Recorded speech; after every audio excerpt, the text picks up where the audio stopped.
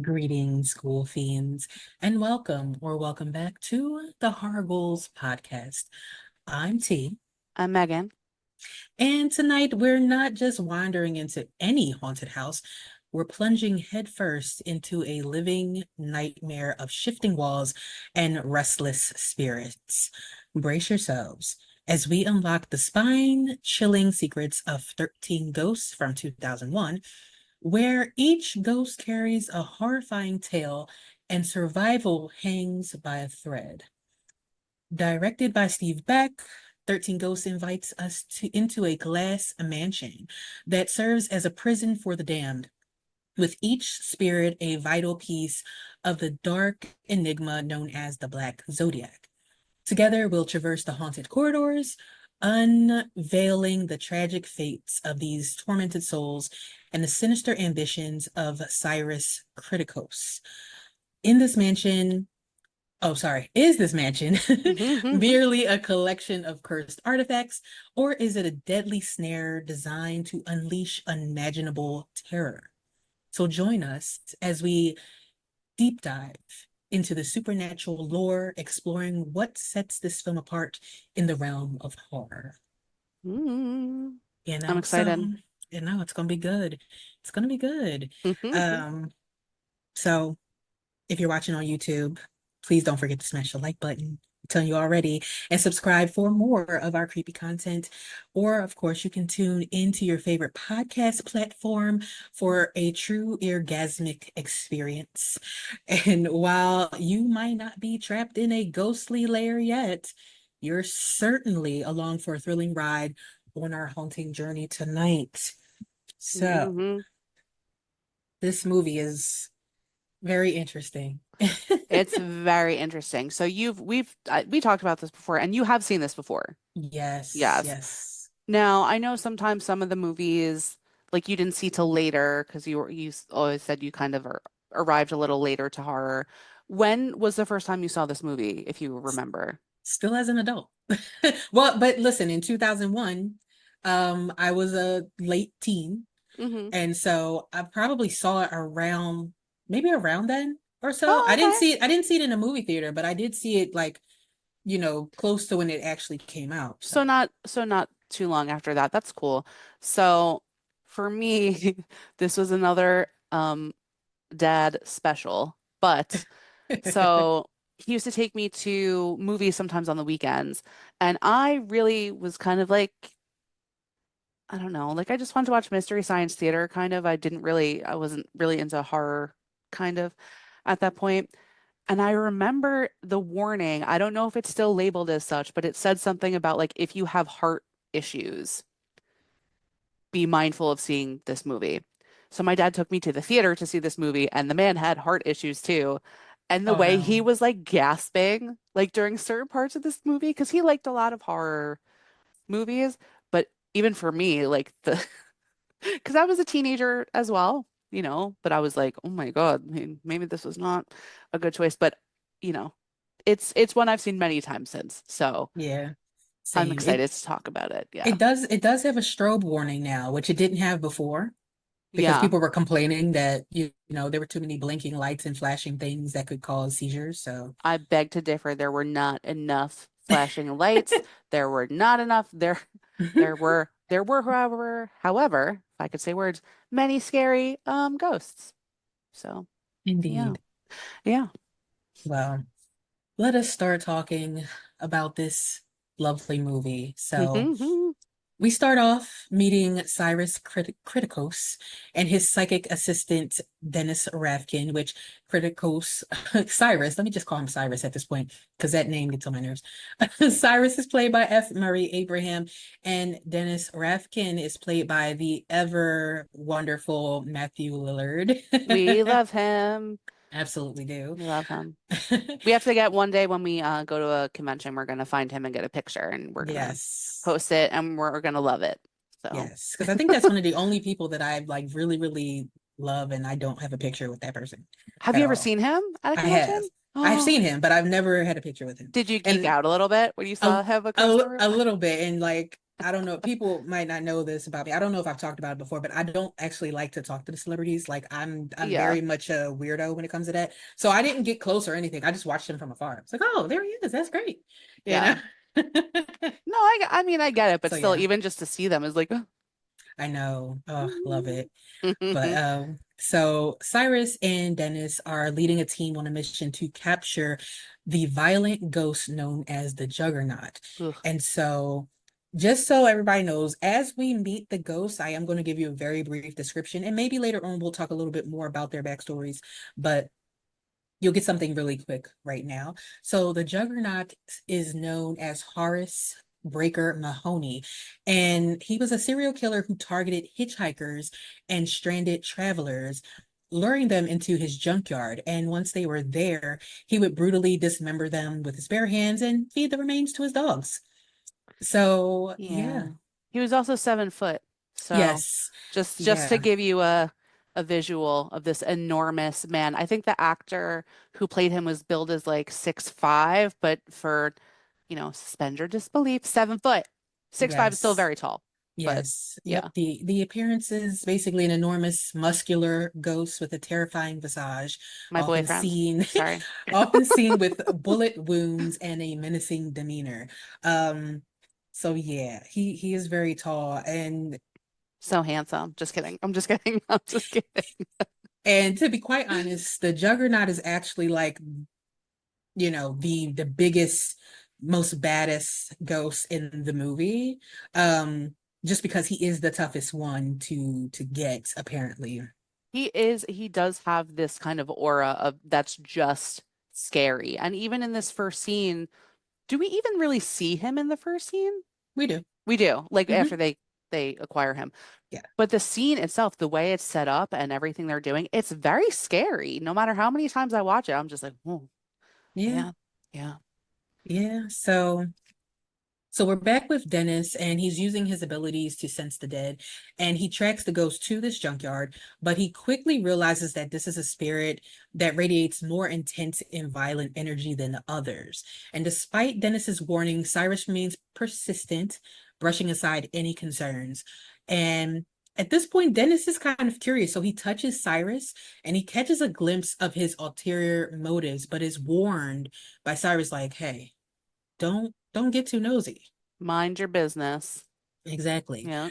So suddenly we have two individuals, Damon and Kalina, and they are dragged over by what appears to be like some guards or whatever.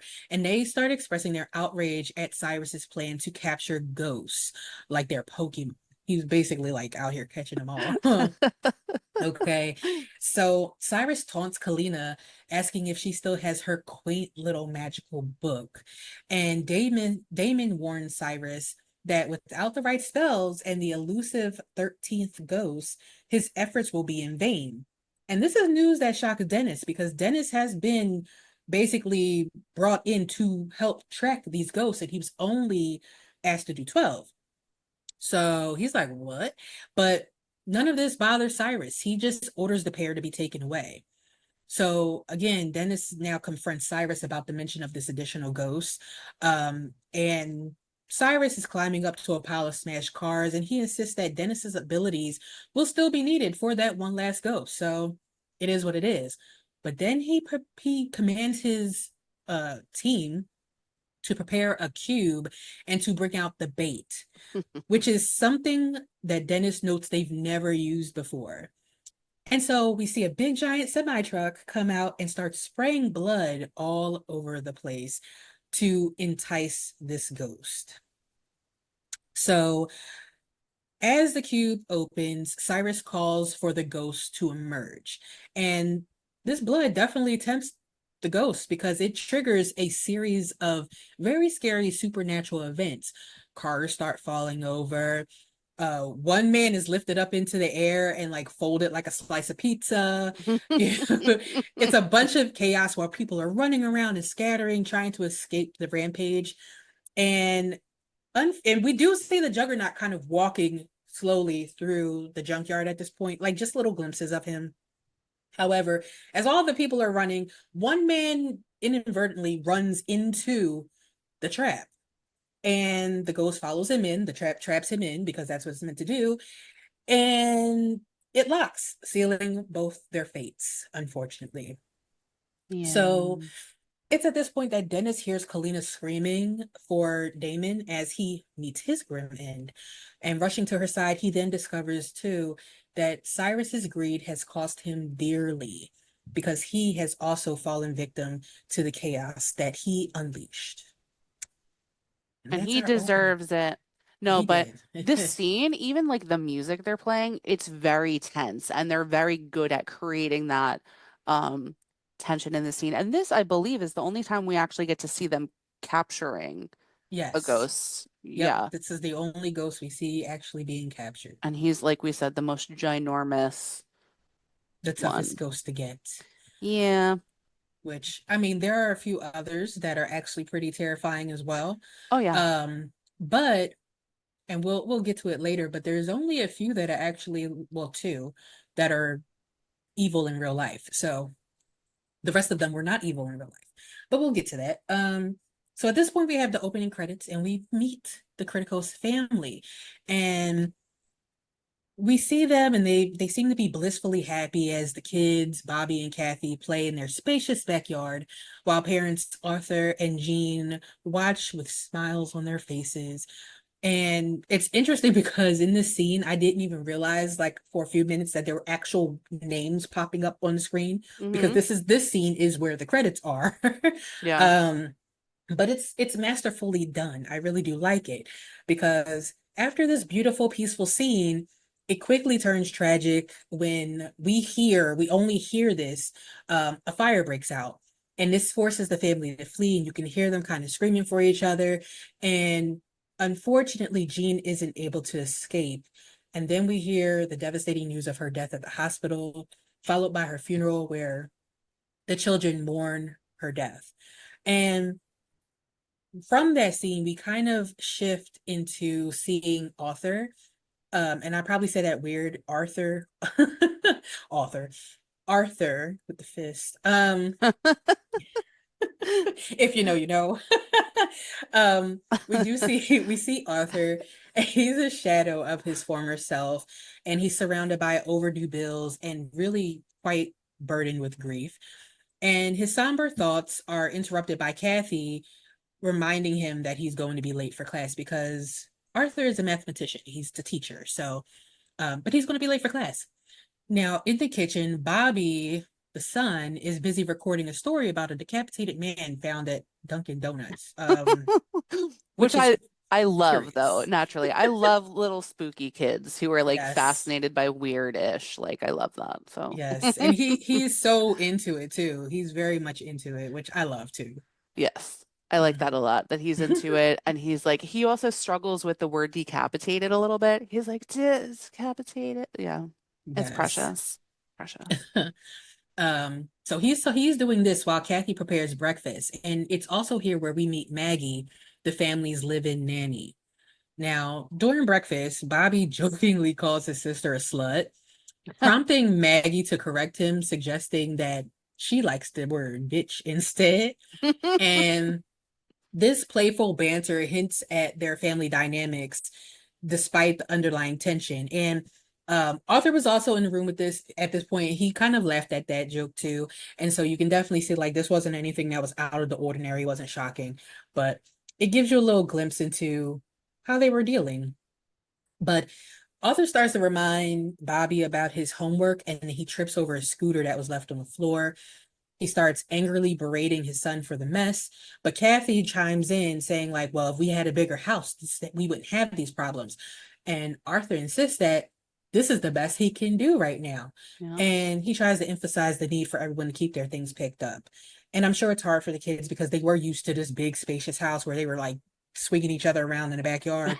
Right. And now it Right. looks like they're in like a one bedroom apartment, to be quite honest. Yeah, with a live-in nanny as well. So that's Right, really going to also further restrict your space. Also, I love that Maggie was helping him with the word decapitation. She was helping right. him sound it out, which I loved. Yes. Precious. She's so good at her job. Um She that would be me as a nanny. I'm like, it's decat. I'll spell it for you here, kid. Yeah, right? so And we're going to use the word bitch, not slut, because a yes. slut is a person that, is out here being loose, I loose know. morals, so you want to say bitch. Bobby, Um, don't call your sister a slut. She's a bitch. That's how you that's how you correct. pretty much. Precious. So now there's a knock at the door, and this signals the arrival of a lawyer, reminding Arthur of pressing matters that are at hand. And Bobby gets anxious and he's like hoping that they don't have to move again. And he voices his concerns, but Arthur reassures him that everything is going to be all right. They'll make it through whatever comes their way. So now we meet Ben Moss, the lawyer for their uncle Cyrus's estate, and he arrives to deliver some unexpected news. He explains that Cyrus has passed away and left something for the family.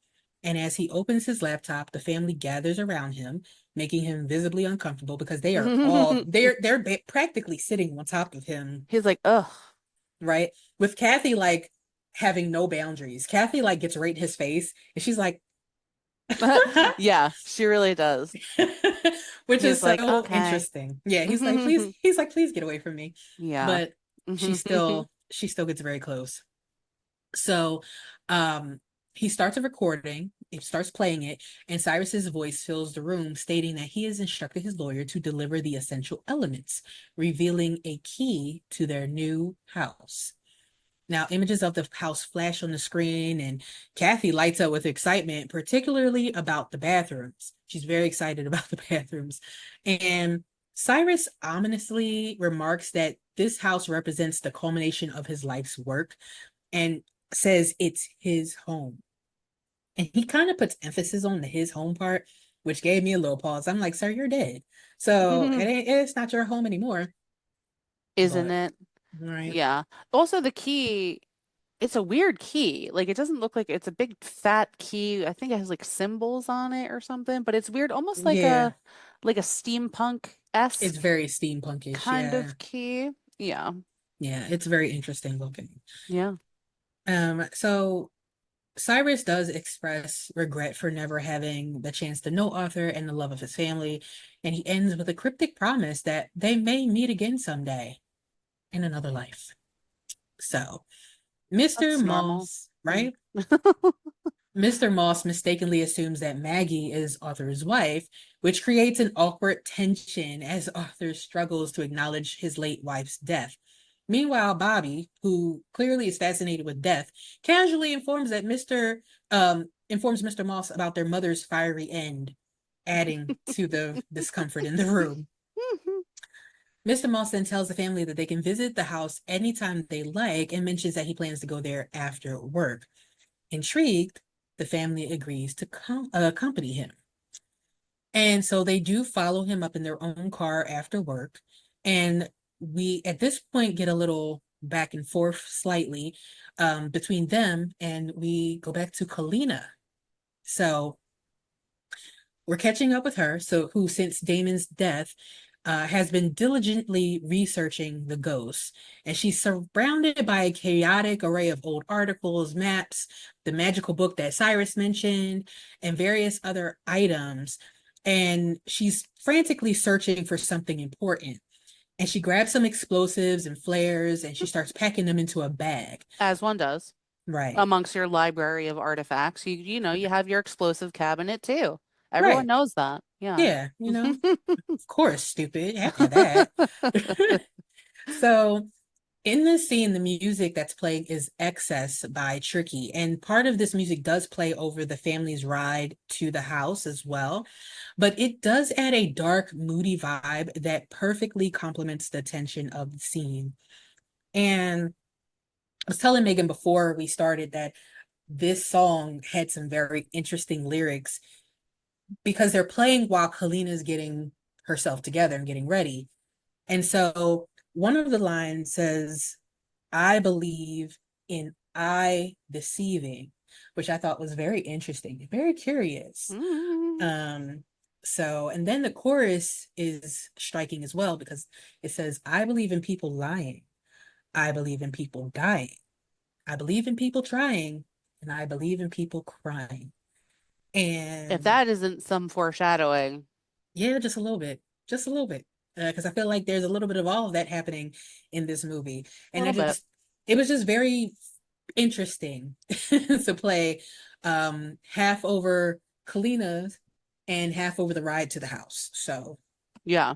yeah, And it was definitely an interesting song. Also, it's something I wonder too, like, was someone, when they were picking music, was someone like, oh, I have the perfect song I've heard? Or did they search through, like, they're like, what are mysterious foreshadowing songs? And they found this. right. Like, how did they find it? But I don't know. And like I have to say I didn't quite look this up, but as I was scrolling for this song because I wanted to make sure like I got the right lyrics because I heard them, but I wanted to make sure because when I was looking at the actual translation on the screen, like the captions, they were oh, wrong. it's never 100%. And No, also the beat is kind of like funky. So you want to make sure you hear it because you're also like distracted by this cool beat. So you're like, wait, what's right, happening? Too many right. sensory moments. Right. Well, while I was looking for this, I kind of saw something that said this song might be from the Queen of the Damned soundtrack, which I'm not sure, but it makes sense if it is Hmm. because it gives the mood of that too. But I didn't double check that, so don't hold me to that, people. Don't say, "Oh, you're wrong." I didn't look, so I just happened to see We it in passing. we can revisit that when we do that movie, which I also haven't Yes, watched in a long time, I but have it not seen that since it came out, so so it's been someday years. we'll get to it. We'll get to that Yes. one too. Yes. But yeah, so who knows? But we now are at the mansion, and the group is greeted by Dennis, who is disguised as a power company employee. Hardly discussed, but Right. but he is discussed. He's disguised to them because they don't know them. Nope, don't know him, Yeah. including Mr. Moss. I always wondered about that. I'm like, if they worked all closely together, like he never saw him before, Not but not that close. different Cause yeah, business. Yeah, no, I get yeah. it. I get it. Because Mr. Moss definitely didn't recognize him. And he tries to get Dennis to leave, but Dennis stays put. Now, once the key is inserted, it takes like a cool 10 minutes for the house to actually wake up and let them in. It was the longest sequence. Like, It's very long. And at first, like, they didn't think it worked, right? They were like, they hmm weren't sure what was happening. And one of the things I was thinking about this time in particular, because I like to think kind of like real life logistics, right?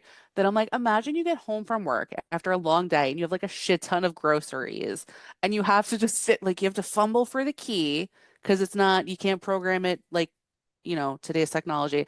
And then you got to right. wait for all these mechanisms to activate. And the key is like this big. So you're like, let me pull this out of my bag. That you can't even keep it in your pocket. It's too big. And then just standing there trying to fumble all your shit, or like you're trying to get a pizza in, or like what? It's very elaborate. And it seems like for no reason, because It's doing too much. we assume, again, if you're watching or listening to this episode, you've seen this movie before. So just, just something interesting to think about that it's like, does that happen from the inside too? Like if they lock it at night? So if they're going to get their Uber Eats, like you got to wait 10 minutes while your McDonald's gets cold on I your mean, steps. Like what? you may have to wait for the house to shift back to a place where the front door is accessible. So you That never sounds like a know. lot. This is like the Hellraiser puzzle Yeah, shit of houses. it I know is. I know the words, but you guys just go with me here. Just go with me. Yeah, it really is the It's fidget cube of crazy. homes. It Yes. definitely is. Yes. Uh, well, inside, everyone is very captivated by the glass walls etched with Latin phrases and the ornate details of almost entirely glass structure. And Arthur and his family are excited about inheriting their new home. They're very excited. And Mr. Moss directs Dennis to the basement because Dennis said he had to go see the breakers and whatnot. Um, so he like I have to shoos check him the off, breakers, air quotes. Bye. right? Yeah. So he shoos him off and it's fine. And Mr. Moss turns his attention back to Arthur. And in one of the main rooms, there's a giant circle with a rotating center that catches Bobby's attention. And he rides a scooter around it and nearly steps on it, but Arthur pulls him away just in time. Because we don't want to break the house before we even move in, right? We don't. And if you don't know any better, it just does look like a cool like Zodiac themed room pretty much. It definitely does. Right? Which I Definitely which does. I'm about. I'm like, "Oh, this is a cool room. I like this shit." Also, the house is full of like antiques. Mm-hmm. So beautiful. the all the glass walls, not my fave, but everything else, I would be like, oh my God, very excited. There, I have to say, normally I have a lot of fun facts for you throughout the movie. This movie had no fun facts. Only With the unfun facts. right, Yeah. with the exception of the Latin on the walls, one of them read as the Lord's Prayer. So if anybody knows the Lord's Prayer, that is one of the things that is written in Latin on the walls. But I wonder if the other rest is like obscene statements because they just ran out of stuff to put that they were like, F right, you guys, this set sucks. Like what? that would be interesting. But yeah, I was Right. like, when I read it, it said one of the panels has the Lord's Prayer, and I'm like, so what's on the rest of the panels? Like, why would Yeah, you just yeah. have one? Like, Yeah. just repeat that over and over again. But I guess maybe I you don't want to do agree. that.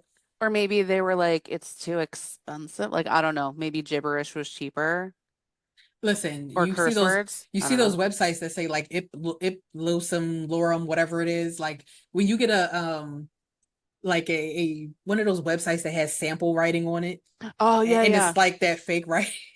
They just Yeah. have that written all over the walls. They could have gone with Dothraki from Game of Thrones.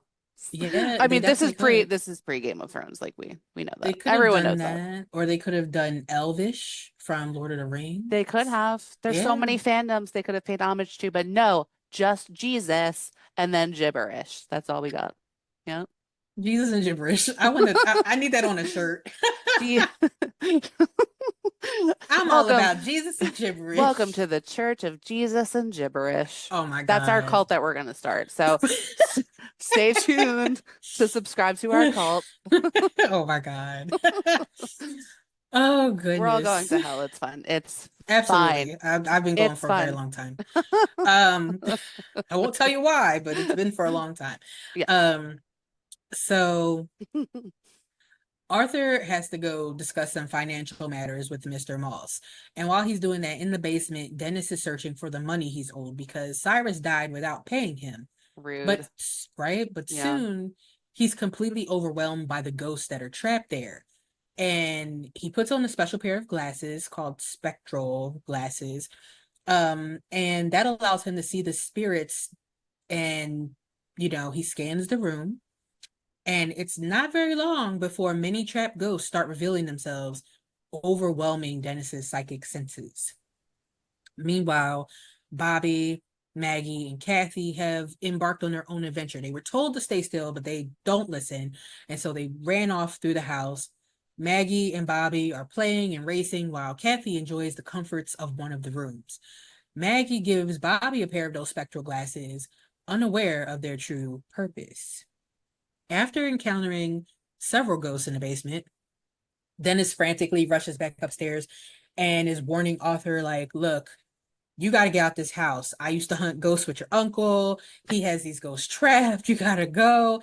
And Mr. Moss dismisses Dennis as crazy. And then when he hears his name, he's like, oh, you're Dennis? Oh, no, my office warned me about you. You got to go. You got to go. Get out of here. Imagine being the family too, where you let this person into your house to like, let's say work on the boiler or work on whatever, and they Right. come upstairs like, listen, I have to tell you something. I hunted ghosts with your family member, and they're all in the basement, and we all got to get out of here. You would think that person is out of their mind. I would definitely Like, think they were nuts. yeah, Completely nuts. It's yeah, like, yeah, no, get out. right. Get out of my Get glass out. house, you fool, Exactly. right now. Yeah, I get that. So, yeah.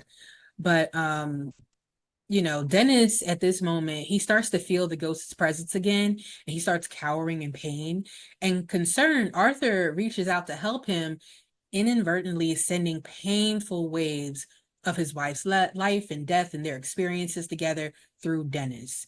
And that causes Dennis to basically have a seizure on the floor. Mm. But while this is happening, Mr. Moss decides to take his leave Mhm. to acquire a prize of his own. Yeah, he's like, good luck with that. Right. Mhm. And once Dennis is able to get himself together, he doesn't give they neither one of them give Mr. Moss a second thought, because Dennis and Arthur decide they need to get out the house at this point, and they're gonna go search for the others. And I don't really know like what made Arthur be like, all right, we should leave, because he had at that point he had no real evidence of ghosts. He just said, yeah, I think we probably should leave. I think we should be out. Yeah, like I So mean, I kind of get it. Like you're in a weird place to begin with. Arthur also seemed tentative about all of these things happening. Like you're getting a house and like he's concerned. Also, like, are there other expenses with the house? He can't pay for yeah. anything else, so he's worried about it. So maybe he's just kind of like, this is maybe enough for tonight. That's true. Because Like he did say to Mr. Moss he was worried about the taxes and whatnot. And Mr. Moss was like, nah, Cyrus got you. He took care of everything he's all before. set. Yes, you don't have to worry about a thing. No, nothing. But I don't know. You're right. I mean, he may have done the math in his head and was like, Just a this seems lot. like a liability. Let's revisit this in the daytime. Right. Because there also, this place is very secluded. And even the lawyer, Mr. Moss, there you go. He said that before they even went to the house. He's like, it's very secluded. Your uncle likes his privacy. Like there's no neighbors for miles and miles. So you're there in the night in the bushes of wherever they are, because they're not really clear about the location. Right. Um, but yeah, it's a lot. It's dark out. Everything's You have glass, you have a stranger telling you that there's ghosts in the house and it's he a used to hunt ghosts with your uncle and blah I blah would call blah. it a night. I'd be like, you know what? I have to go home and go to sleep. Yeah, So, I mean, that's a possible good idea. So yeah, maybe. we'll see. But so they set off to go find the others, and Mr. Moss is now sneaking away to collect his payment. And now he puts on the spectral glasses and he strolls through the basement, completely aware of what's down there. So Oh yeah. he knows the house, and he taunts the ghosts as he passes their confinements. And one of them is the angry princess. Mm-hmm. And so the angry princess is Dana Newman. And she was a woman who was never satisfied with her looks. And she fixated on the flaws that others couldn't see in her. And in her desperate quest for beauty, she underwent multiple surgeries.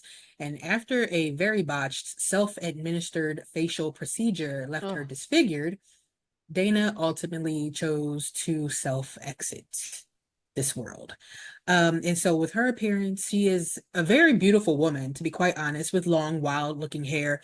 Her skin is definitely marred by fresh looking cuts and scars, and she's typically nude. Like throughout this whole movie, she's nude. Let me not say typically, she's full naked. on. And I'll say this, like it's a movie of its time. We always say that. She is clearly CGI'd, like much, you know, but we love her and we accept it. And it's very clear though who she is. Also, recently I looked her up, and even though she's much older, this is the only movie she's ever done, by the way, this Oh, actress. Um, you can see when you look at her face that it's clearly her. Do you know what I mean? Like I was like, oh, I wonder because she's, the CGI effects because like she is naked the whole time and all cut up and such. Um, she's stunning. And I was like, oh, it really is her because she doesn't have any other claim like no, to this is her only movie. celebrity or anything. Yeah. But if you Eh, look hard enough, you can find her Instagram. Don't bother her. I'm just saying. well, I mean, she did have some, there was a mix on this movie. There was a mix of magic. Lord, there was a mix of practical and Practical and CGI. CGI. And there is a scene later, honestly, where, and I wasn't even going to mention it, but there's a scene where in the movie, her scars are completely gone because they, they didn't Yeah. CGI it in. You And know so she's what? just standing there. With that, So, I'm sure we'll get into this later. There are more practical effects in this movie, like people wise, than oh yeah. CGI, and I love them. So we're not going to hate. Like No, no, I'm not going no. to speak for you. Like we're not going to hate on it, but just point it out simply to point it Yeah. out. Um, there are so many really awesome practical effects. So if you are listening to this movie, us rather, and you haven't seen this movie, I do highly recommend it. Yes, Just absolutely. just to even just to see what they look like. It's very impressive what they've done. I would say so. And one of the only other facts I have about this movie, a lot of, and I don't remember the other person's name, but I'm sure you can look it up. This character, people thought that it was a porn star. Um, Mm. and she's not the porn star. So the person who actually plays the angry princess is not the porn star, but the person that they thought was doing it played in a parody of 13 Ghosts that was a a porn movie. So, She or was like, I porn might as movie. well cash in, right? Right. They already thought it was Right. me, so Yeah. So, I mean, there you go. But yeah, this lady, she only had one credit, and this was the movie. this was the So, one. Yeah. But we move on. Oh, I do have another fun fact. I apologize. Oh, In the original movie, viewers had to wear special glasses to see the ghosts. And so the original movie is like a 1960 movie or something like that. And so, um, yeah, it's interesting because that's a change that they made between this movie and the last movie, the first movie. You are muted. sorry, everyone. I was coughing. I said that's very interesting. I didn't know that. Yeah. Yeah, I didn't know that either. And I think it's kind of cool. Yeah. Um, which they kind of play into that in a few scenes. So we'll talk about that again. But right now, Mr. Moss walks past the angry princess taunting her, and he goes and grabs the money. And as he does that, he inadvertently activates a mechanism set up by Cyrus that triggers the sequence to lock down the house and release the ghosts one by one. Noticing the shifting walls, Dennis and Arthur at this time really realized it's time to go. We got to find the kids and Maggie, and we need to get the hell up out of here. Okay. So, meanwhile, Moss encounters the angry princess again because now things have started to change. And she's wielding a knife, advancing towards him. And he backs up in fear because now he's like, okay, I know I was talking some mess to you, but I ain't trying to die. And he stumbles into an open doorway, which snaps shut, slicing him in half. And this is such a memorable scene because it Hmm. showcases like how his glasses got cut in half and they fall off, his tie falls off, which I honestly love those little details because Oh it's stuff that man. I probably wouldn't have thought about. No, the Like, detail is really awesome. And also, I think often when we think of people getting cut in half, which of course we all do, right? We all right. think about that. Um, we think about it like down the center of your body, so like left and right. But this Or is even top and bottom, even. top and bottom, right? Yeah. But this is literally going like from the center of his head, his front from his back. And so then you get to see, because he does start to slide down, Yes. you get to see the back and like it's still standing up and it's just very well done. And I love seeing like you could see like his brain and all the different like little Yeah. intricate like little sections of the brain. And so I love that. Yeah. Uh No, it's really good. yeah. And I agree. so um at this point Arthur, hearing Arthur calling for his family, the angry princess disappears because she's like, oh, there's some other people here. Yeah. So Let me get out. right. Or let me go find them, either one. I don't Right, right. know. So while the search is on, Bobby and Kathy occupy themselves. Bobby rides his scooter while Kathy enjoys a moment in one of the bathrooms. And in this scene, this is where so we get to slip on those spectral glasses for the very first time. And this reveals everything that Kathy can't see. And so to her, the bathroom looks beautiful, but when we look through the glasses, we see blood-stained walls. There's a giant "I'm sorry" on the floor written in blood. And the angry princess, without her CGI cuts, is standing right beside her. Yeah. But she still looks creepy because she has like smeared makeup and everything, and she's very, very pale, but there are no cuts at the moment. So right after that, you can tell that we're seeing it from Kathy's view again, and the ghost slips into the bathtub because the little curtain for the bathtub moves back and forth. And Kathy then turns around, she squeals. She's like, "Oh my God, it's a bathtub. I've never seen one of those before. Let I've me," never seen a bathtub in my life. Yes. right? So she sits down at the bathtub and she turns the water on. She's splashing the water on her face. But what she doesn't realize is that while she's seeing beautiful, clean water in a nice, clean tub, the whole room and the tub and everything is filled with blood and there's mess everywhere. Yep. And the angry princess is sitting in the tub with her scars again now, watching Kathy. And Kathy puts water on her face. The first time, it's fine. The second time, it's fine. She gets ready to do a third time, and blood starts to come out of the drain. She puts her hands under, and the angry princess at this point is like getting ready to like strike as well. And just as she's getting ready to put that bloody blood water on her face, Arthur pops in. And the angry princess does give you a little jump scare because she looks like she's getting ready to stab Kathy, but Kathy is distracted. And Arthur bursts in scolding Kathy, and he's just like, "Oh my God, where have you been? I told you where you need to be at the other place." And it's at that point that Maggie arrives, revealing that she has also lost track of Bobby. So Hmm. this is a whole mess. A whole mess. Yeah. So meanwhile, as the house shifts, a door opens and a voice calls out to Bobby because now we're with him. And this voice starts luring him deeper inside of the house. Assuming that it's Maggie, he starts downstairs, but another voice warns him not to come down, pleading with him to stay upstairs. But he ignores that warning and continues walking down the steps because he's thinking that it's both Maggie and Kathy playing a trick on him. Right. Now, Arthur, Maggie, and Kathy return to the library, or the center room. I don't know if they're at the library at this point, but some of these rooms look alike, so They're forgive me all if I'm glass. wrong. Right. Um, they return only to find themselves locked in. And Arthur attempts to break the glass, but it doesn't work. And Dennis, who's sitting on a chair, informs them that the entire house is sealed. And Maggie has a funny line here because she asks if the lawyer split, which, yes, he absolutely has. We know. We have a little laugh about it, but they don't know that Yes, he is, his brains are all over the door and the floor in the basement. So, right. And so at this point, we catch a little glimpse of some gears turning, set in motion when Mr. Moss triggered them, causing the floor with the giant circle to begin spinning. So there are different rings in this circle. And in the very beginning, the very center was spinning, but now there's another ring spinning around as well. So Bobby is following this disembodied voice deeper and deeper into the labyrinth house.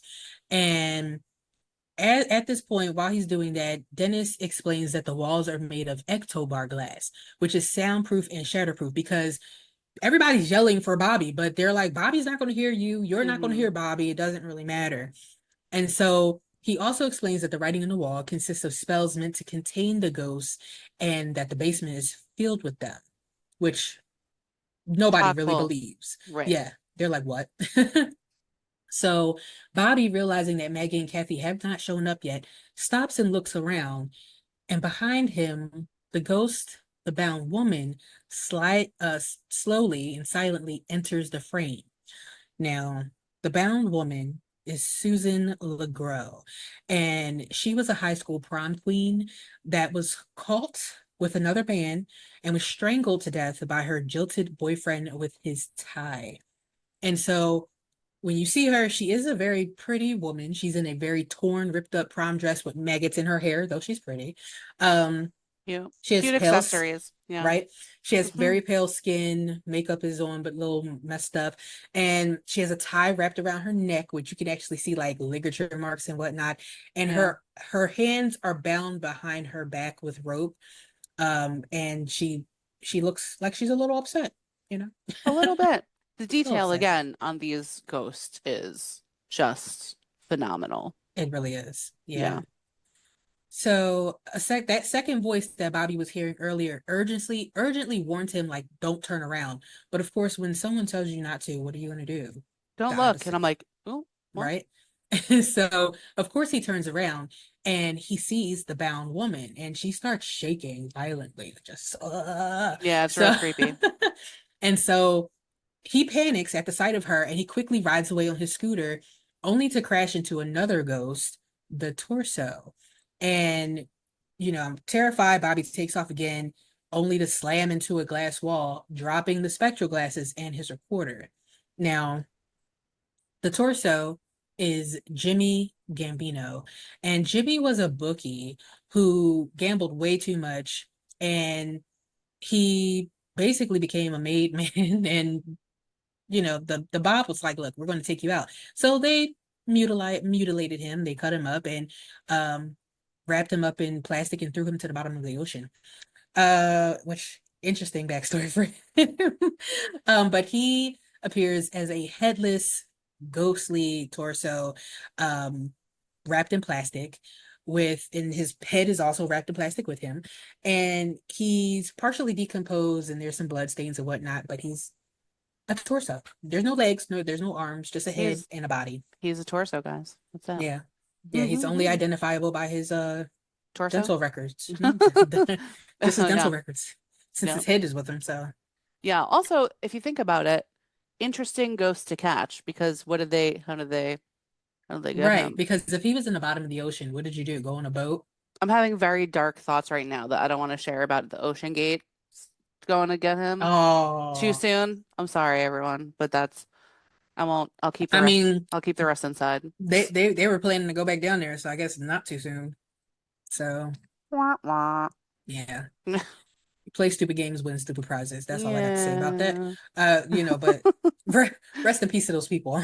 Honestly, I don't mean to Yeah. smile during that. I'm sorry. Rest in peace to those people. You This is why know, I'm going to hell.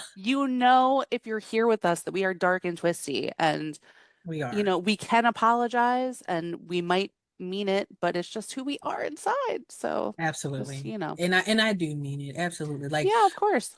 We're not but monsters, like mostly. Just yeah, mostly, I said. yeah, There's a caveat. It's fine. Everything's fine. small. So right now, at the same time that Bobby ran into the torso, Dennis hands Maggie a pair of glasses because they have split up at this point and trying to find Bobby. Or did they split up yet? They might not have. No, But well, yeah, pretty much because they go yeah. into the basement. I do just want to say, because I would be remiss and my friend would be very upset with me. Um, we have watched this movie, my life best friend since second grade, and we used to quote this one line together or at each other from right before they went into the basement, where Arthur rather is going to, let's go in the basement. We have to find Bobby. And Dennis is like, whoa, no. Did I say there was a petting zoo in the basement? Oh yeah, No. yeah. I said there were ghosts in the basement. So that was a thing that even like if I texted her right now and said that to her, she would be like, "Oh my God, 13 ghosts." Like that's I had to say it. But yes. No. So they did Yeah. split up. Well, they didn't split up yet. I had to read Okay, my okay. own. I had to read my own damn script. Okay. I was skipping ahead on my damn self. Uh, so Dennis does hand Maggie a pair of glasses at this point, and this is when she looks down and she sees the hidden barrier spells that are on the floor, Mm, which immediately does cause some concern for Dennis. And Arthur, desperate to find Bobby, interrupts them, urging them to act quickly to find his son. right. Now, this is where the petting zoo part comes in because Right. Dennis is getting ready to go downstairs, and Arthur's getting ready to go downstairs, and Dennis is like, no, don't go down there, Nah. Yeah. you know. But Arthur insists, unknowingly at this point, disturbing a barrier spell in his haste, which watching this movie several times, I never noticed. I didn't either. But yeah, but I've learned over my years of doing movie stuff and whatever, nothing is shown to you for no reason. Hmm. In this scene, they purposely not only show you Arthur walking over something, but they also make a sound like some type of magic was broken. It's like it's like some little chime that goes off, Hmm. which I watched it like 3 times because I was like, wait, what happened here? Like they purposely showed his feet walking over a barrier and it seemed like it broke. So that I'm might be gonna part of why they can come upstairs after a while. I don't I know. want to go back and see that. But why would it? I mean, I know it's a movie, everyone, like I know, but why would walking over it break it? I know, and I thought the same Right? thing. But I'm like this. Why would they show that part? Like what's the point of this part if, Oh for yeah. example, like you said, like how can he break it when it's invisible to him? For most people it's invisible and it's written onto the floor. So, I wouldn't think that it could just be rubbed away or anything like No. that. And But also if Cyrus really was living in this house because it is set up like a house, right? So maybe he's comfortable staying there. I don't know. Does he jump over that part whenever he's walking around the house? Like how is that like livable? Again, I'm getting too logical about it, I but mean, unless he steps over something, I don't know. But he does like a hopscotch every yeah, day. He's like, boop, jump over that part. I don't know, but that is yeah. interesting, but it does make sense. Because that is a thing. If there are so many containment spells, like how would they be able to get upstairs? So that's a good point. Good I mean, point. I feel like that special containment field that's on the floor, it gives Dennis pause, but it must be keeping them under that level on Right. purpose because the level that they're currently on is the level with the actual like library and the front entrance and stuff Living like that. space. Yeah. Right. So if he's trying to keep the ghosts contained, I guess he doesn't want them to accidentally come out. So maybe that's just a fail-safe to Well, keep them yeah. I in. mean, like, you don't want to be like watching TV and eating like a pint of Ben and Jerry's, and then there's like the freaking juggernaut in your face, right? That's Like, true. unless you're me, and then like, yes, welcome, welcome to the show. But yeah, no. Yeah. So I don't know, but either whether he does it or not is up for debate. I have no idea, but it looked like it to me. Other Yeah. than that, that is a scene that just did not need to be there like that. It's a stupid ass scene if it doesn't mean anything. Yeah. um, Well, it's funny because it just, so I say, we don't see something unless it means something. And I just want to bring your attention back to Texas Chainsaw Massacre, which was our last episode, and like the really long scene we got with Franklin. yeah. So I'm just gonna say that. That We're gonna leave that that there. and then we can even take it back to Friday the 13th in the very long coffee scene for no reason. Yes. So, Okay. but these are earlier to this kind of, I don't know, not this kind of genre. Not this movie. This is later, but 70s movies. I digress though. Let's keep moving with the ghosts. Let's see what's going on with them. Yes. So Arthur's going downstairs, and reluctantly, Dennis does agree to help. And so they all decide to go downstairs. Now, in the basement, a voice instructs Bobby to put the glasses back on. And he's on the floor, so he puts the glasses back on. And when he does, he sees his half burned mother, Ugh. now one of Cyrus's captured ghosts. And unlike the other spirits, Bobby isn't afraid of her. And he just kind of stares at her. And she urges him to find Arthur and Kathy and to leave the basement. And she's doing it in a very motherly way. She's Oh like, yeah. get out of here. Get up and get out of here. Take your ass Right. back upstairs. Um, and as she warns him, Bobby turns because she warns him again. She says, be careful. And as he turns around, he sees Cyrus's ghost before him. And all of a sudden, Bobby's like lifted into the air and his glasses fall to the floor. And we don't see Bobby anymore. So elsewhere, Arthur and Kathy, that name is gonna be hard for me this whole episode. So y'all can roast me if you want for saying author or Arthur or Arthur. I don't look. It's a hard name to say, and I didn't realize it was hard because I hadn't said it out loud until now. So Listen, we learn as we go and we do the yes. best we can with what we have. That's it. Yes. So Arthur and Kathy head in one direction while Dennis and Maggie go in another. So this is where they split up. And skeptically, Maggie gives Dennis the glasses at this point when they're together, and he immediately sees the hammer, panicking and handing them back to Maggie so she can finally see the ghost for herself. Now, the hammer is George Markley. And George was a hardworking blacksmith in a small town, and he was falsely accused of theft by a white man. And just so you know, this is a racially inspired story. George is black, okay? And in retaliation, uh, the George's family was brutally red rummed, okay?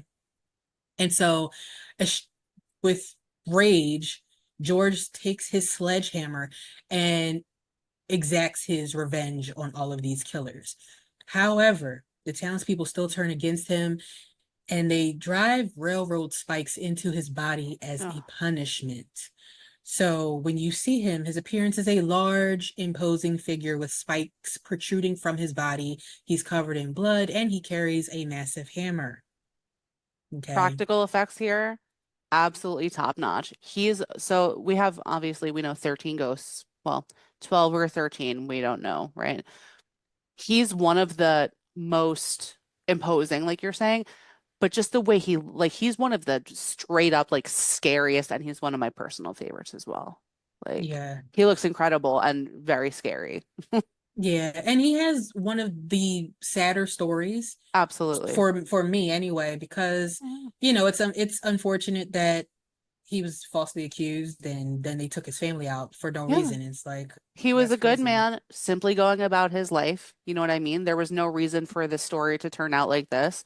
And now we have this like rageful, because he's mad, like he's angry He's in death pissed. as well. You know what I mean? Yeah, And who could blame him for that? But it didn't need to be this way. People created this monster, they did. she said with air quotes, because They he's, did. but he does look monstery. Like Oh yeah. he doesn't look like a man No, anymore. he's very kind of deformed looking. So Yeah. yeah. And big too. Not as big as the Juggernaut, but No. he's big and tall He's though too. he's like Green Mile big to me. Yeah, yeah, yeah. Yeah. Yes, So if you've ever yes. seen the Green Mile, that's what he reminds me of Yeah. to a T. Except With full of railroad I was getting ready to spikes. say with spikes in them though. Oh, yeah. So Maggie finally sees the ghost and she's not really scared. She's more intrigued looking at him. I would be And losing my ish. Like, so I would you be know, gone, like, okay? I'll be yeah. gone. Yeah. But Dennis starts nervously explaining that while some ghosts are harmless, others are dangerous, which at this time the hammer is behind him, hammering at the wall. He's behind protective glass that has a spell on it, so he can't get out. But he's still like, Is this the banging on the part? wall. Because we see he can actually take the spikes out of his body because Yes. they run through him like piercings almost, Yeah. and he's like smashing it into the glass. So that's even crazy. Is like you Yeah. have weapons in you that you can use against other people. Like, Like while Maggie is staring at him, which is probably why she was so intrigued, he takes one of the spikes out of his shoulder and like slowly pulls it out. And like, ah, yeah, and it's just so weird that he's doing that, but he scares Dennis. Okay. someone And should be scared. Shit. Yeah. right, so because Dennis takes the glasses back and he's walking away and he turns, flipping off the hammer, but at the same time, he gets a vision of his own death. Yeah. So, blah, blah, blah, foreshadowing. Yeah. Now, Arthur and Kathy find Bobby's recorder, and when they turn it on, they hear him screaming. And this, like, really distresses Arthur out. Of course. And Kathy tries to comfort him, saying, like, look, we're going to find him. It's going to be okay. Meanwhile, Dennis and Maggie discover the Jackal's cube, whom Dennis describes as the Charles Manson of ghosts. And he's That like, means he look, does fun dances. Just right? kidding. That's not. He's like, I don't know about this one. So the Yes. Jackal is Ryan Coon. And remember in the beginning, I said that there were two ghosts that were like really evil in life. One of them is the Juggernaut. Well, the other one is the Jackal. They are the two ghosts that were actually assholes and evil in real life, Yeah. as opposed to all the other ones. So Ryan was an actual predator. We flip flop between trying to like censor ourselves and then just saying whatever we want. But he was a We do. predator who, aware of his urges, he was a predator and a killer, and he was aware of his urges, and so he voluntarily checked himself into an asylum to get help. However, while in that asylum, he quickly descended into complete madness, and he ultimately died when the asylum burned down. Okay. And when you see him, he is absolutely, for me, this is the most terrifying looking ghost. He He's, looks like Reagan from the it looks like Reagan. yeah. Like when her head is spinning around, but he has a cage over his head, disheveled hair, he's bloody clothes, he looks frenzied, his teeth are kind of weird looking. Like I said, if you know what Reagan looks like, he Yeah. looks like Like, Reagan. it's interesting. I think I read something about like because the cage on his head was put there because he kept like chewing on himself or something. Because he I was also see. wearing a straitjacket. He Um, was. and that's still something that you see with him, but the cage is busted open, but he's so terrifying to look at. He Um, is. and so like we see, him throughout the movie, absolutely wild and like just like feral is the word really I that I'm looking mean, for. Yeah, when he like, said Charles Manson of Ghosts, like, yeah, this he has them wild, crazy Charles Manson eyes. For sure. And it's funny because this is the only ghost that I got like varying accounts. Like one of them did say, like, yeah, he had that on because he was like gnawing at things and chewed his way through that thing on his head. But then another one said that he used to like do things to women with that on his head. And I was like, Oh, what? So I was like, that's weird. Like he used to chase them, and when he trapped them to do his thing to them, he would wear that box on his head. I'm like, that's got to be uncomfortable if that's what he was doing. I don't think that's true. I think that's that was weird. just some rumor on the internet. But Yeah, I never heard that one before, but that's weird. yeah, I was like, why is this coming up? So We don't know. I mean, at the end of the day, we don't know because they've never made an official like story right, about them. So any theory is an interesting theory, but yeah, I mean, yeah, he's terrifying, really, long story short, is the yeah. takeaway. And honestly, I think he's my favorite. I like him. You know, I was joking with you before, and we've already talked about them now, but I said my big three. We talk about like astrology, right? Like your sun, moon, rising, right? It's the juggernaut, it's the hammer, and it's the jackal. Like they're the most terrifying.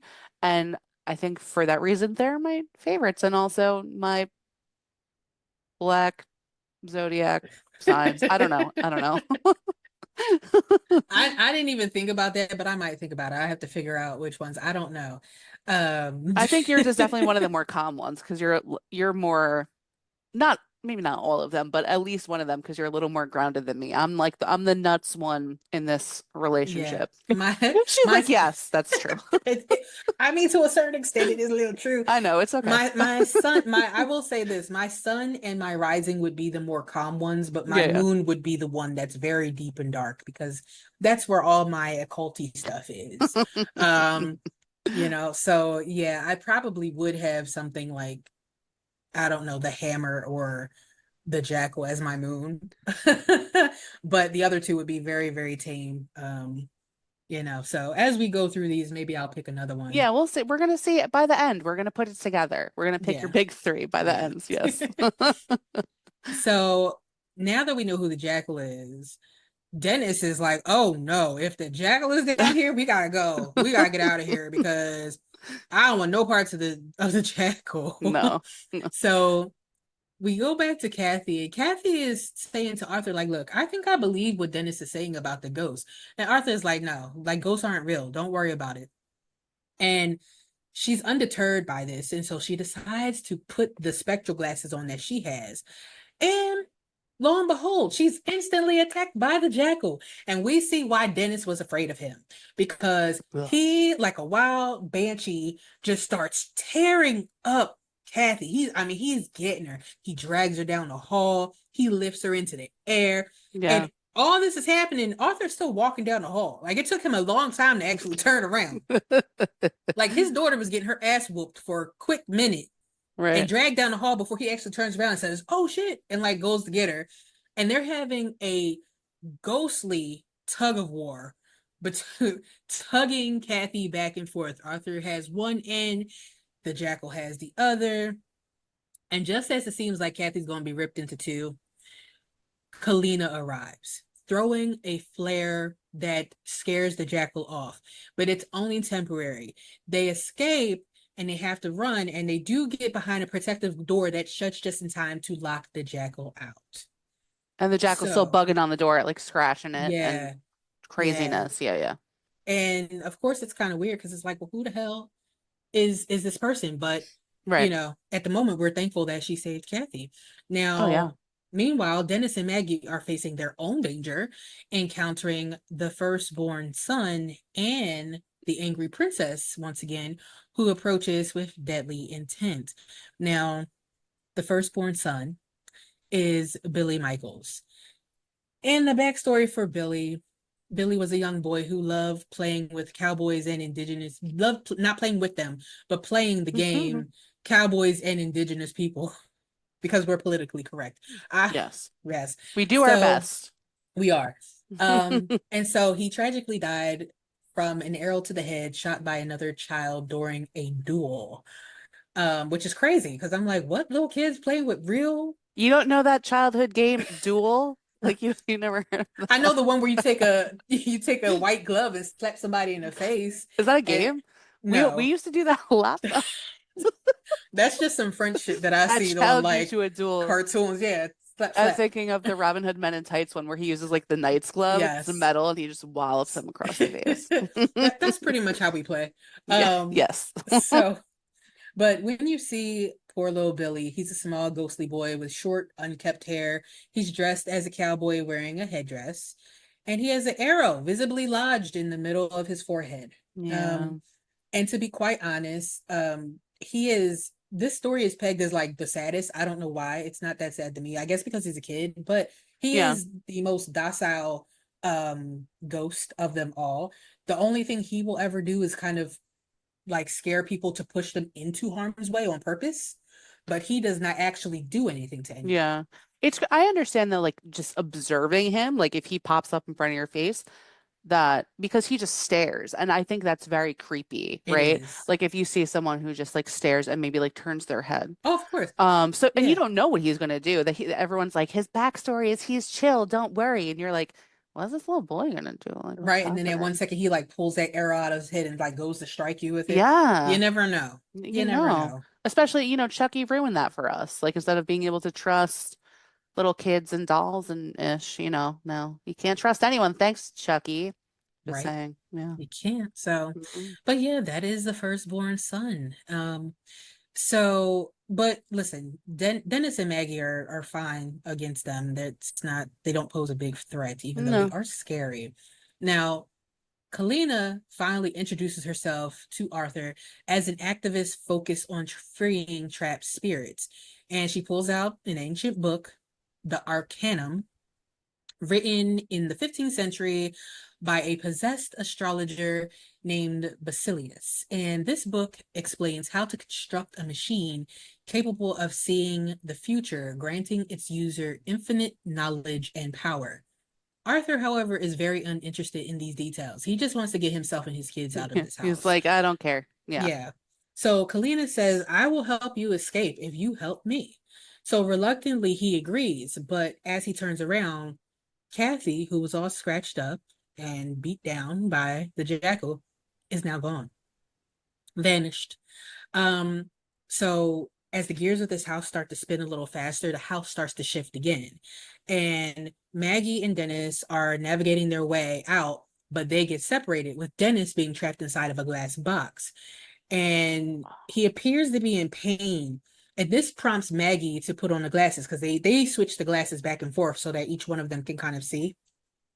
She puts them on and she sees the torn prince is beating Dennis with a bat. He's kind of cute. I'm just saying. His listen, wait till you get to his appearance, right? So his backstory is that he is a 1950s high school baseball star who died in an accident during a drag weight race and keeps carrying. He had a baseball bat with him at the time, and his appearance, they said, was a handsome young Oh, man there you go. from with 1950 style hair, dressed in a torn Letterman jacket and blue jeans, his body marked by scars and burns from the fiery end he succumbed to. So he's a Um, Grease reject. Like he yes, didn't make it in Grease. Got pretty it. Got much, it. pretty Okay. much. And so, I mean, he is a handsome looking guy, and You're cute. his listen, he definitely gives me like Two-Face vibes. Like if you know Two-Face Yes. from Batman, like his one side of his face is completely fine, and then the other side is all burnt up and like crazy looking. And so, yeah, he definitely gives me those You vibes. So know, I can, I know this yeah, is a reoccurring thing for me, but you know how I like guys with two faces. Phantom of the Opera, two yes, two face. This guy, I don't right, know. More they get more mysterious when both sides of their face don't match. I don't right. know. That's a weird thing to say, but here we are. Here we are. So just as he is getting his ass beat, Dennis has a door slide open and he's able to escape before getting slammed in the head with the bat. So meanwhile, and we do a lot of flip-flopping back and forth, Meanwhile, back uh, at the ranch, yeah, right? Pretty much. there's a lot happening. There is. So meanwhile, Kalina is telling Arthur that the only safe place is a library, which is a room that is fully protected by spells. However, they have to climb up to get there because they are in the basement. So Dennis and Maggie are also beginning their own escape from the basement. Dennis, now wearing the spectral glasses, briefly hopes that the ghosts are confined downstairs because where they are, he doesn't see anything. Mm. until they come face to face with two more spirits, the dire mother and the great child. Gross. Now, the great child is Harold, and the dire mother is Margaret Shelburne. And so their backstory, Margaret was a woman with dwarfism, and she was part of a carnival sideshow, which was similar to like if you saw, um, you know the show, American American Horror Horror Story, Story. Thank Freak you. Show. I got Yes. you. In my mind, I knew what I was trying to say, but it wasn't coming out. So it's similar to that.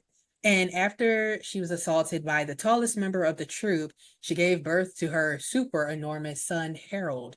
And Enormous. yeah, Yeah. he's very, very big. And after a while, the other freaks actually take Margaret out, and Harold goes on a violent rampage, killing many of them before ultimately being slain by an angry mob. And he kills them with an axe. Um, so the appearance, the mother, of course, is a dwarf. She's very, very small, and she's wearing a weird doll-like dress to me. It's very odd looking. While her son is a very, very, very large, pale looking man. He's very obese as well. He's wearing a bib and a diaper, or just like tidy whities, with green vomit all down his chest, Yeah. and he It has an axe it with him. really does give, like, I know we give us like his backstory is like he can take care of himself, but his appearance is very much like mommy's baby. Yeah, Like she's taking care of him and like overfeeding him, and he's just happy to be there, you know. yeah, So it's interesting because the appearance and the backstory, while they make sense when you hear it, it's like not really what you would guess looking at him, you yeah. know? Not at all, not at all. He looks yucky Because though. he does. I don't know. He Have does. you ever seen Garbage Pail Kids?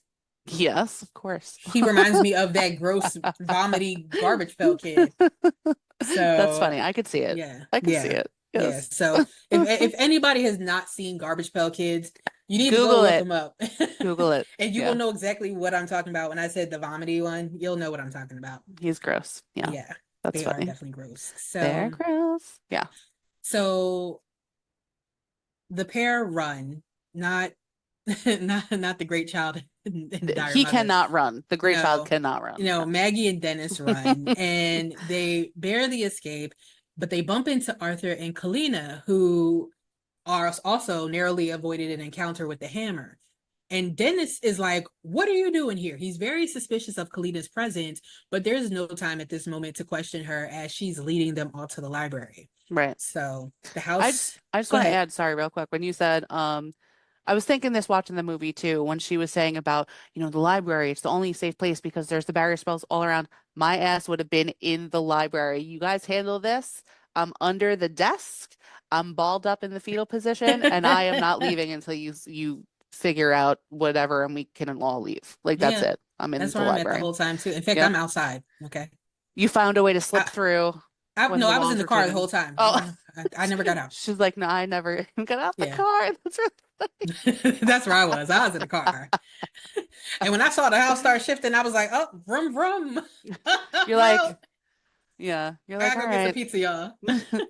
Good luck in there. Right.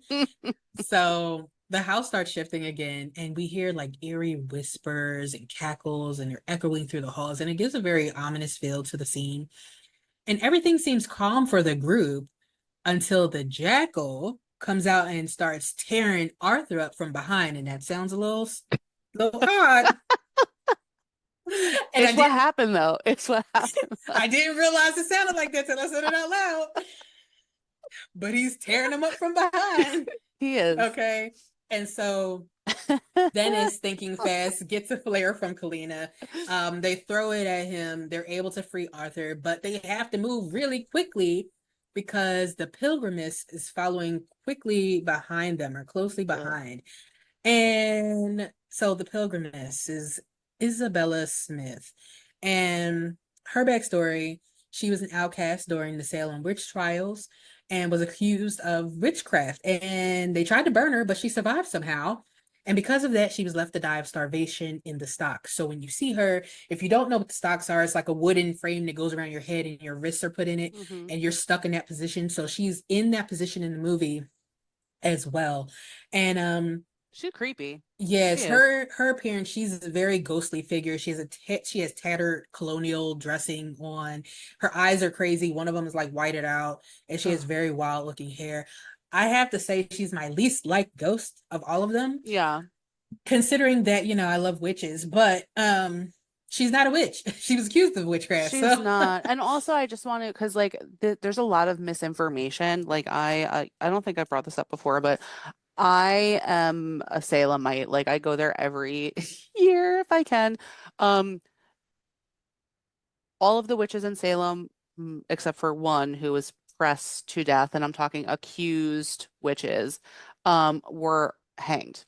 There was no burning in Salem. So just to the misinformation tree, right? Like it's great for this story, right? Like they tried yes, to burn her, it didn't work, but just for a fun, real yeah. fact, just putting that out There, there. Yeah. I'm about to say, like, there's so many stories out here that talk about witches being burned, and Other like it, places yeah, certainly other did that. places did. Like, there's people in, like European Europe, countries where yep. they were burning witches, accused witches. I'm using air quotes.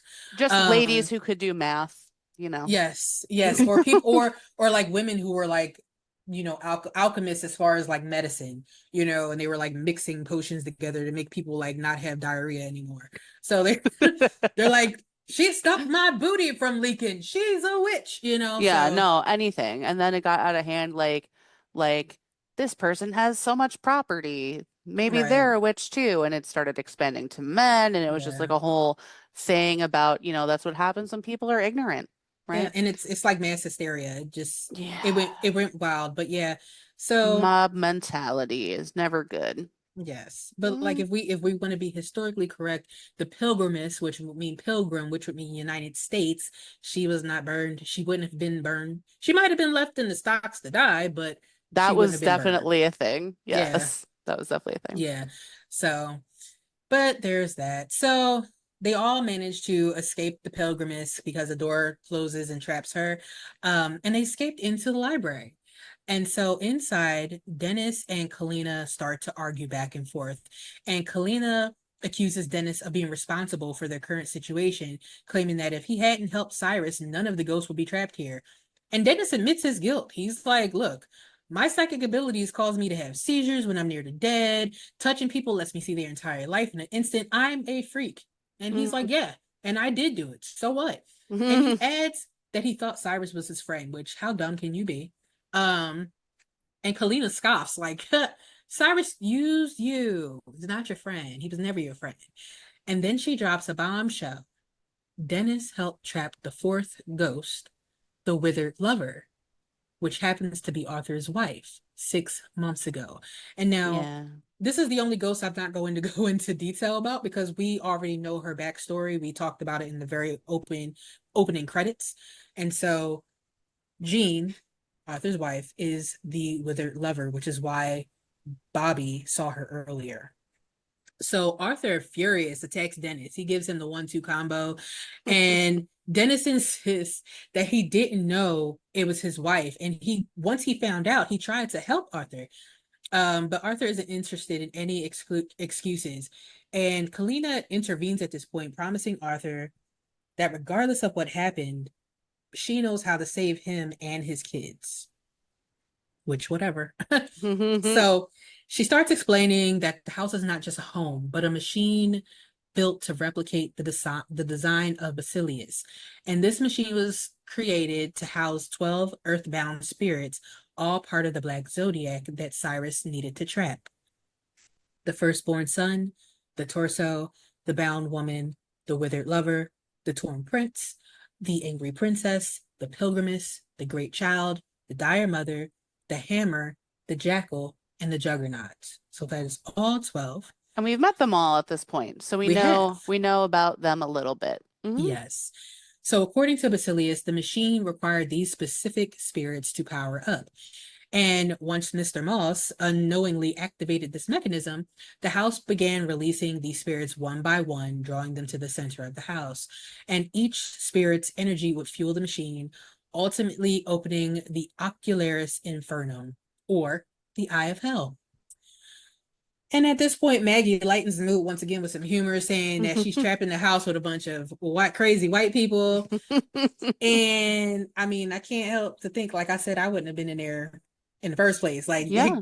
girl, you Well, already took a step too far for who me. could blame her too? No, I get that too, but who could blame her too that she's at work, right? Yeah, She came with them for work. I would be pissed. I'd be telling no matter who I was with, I say a bunch of crazy anyone that I'm with who brought yeah, me into that right. situation.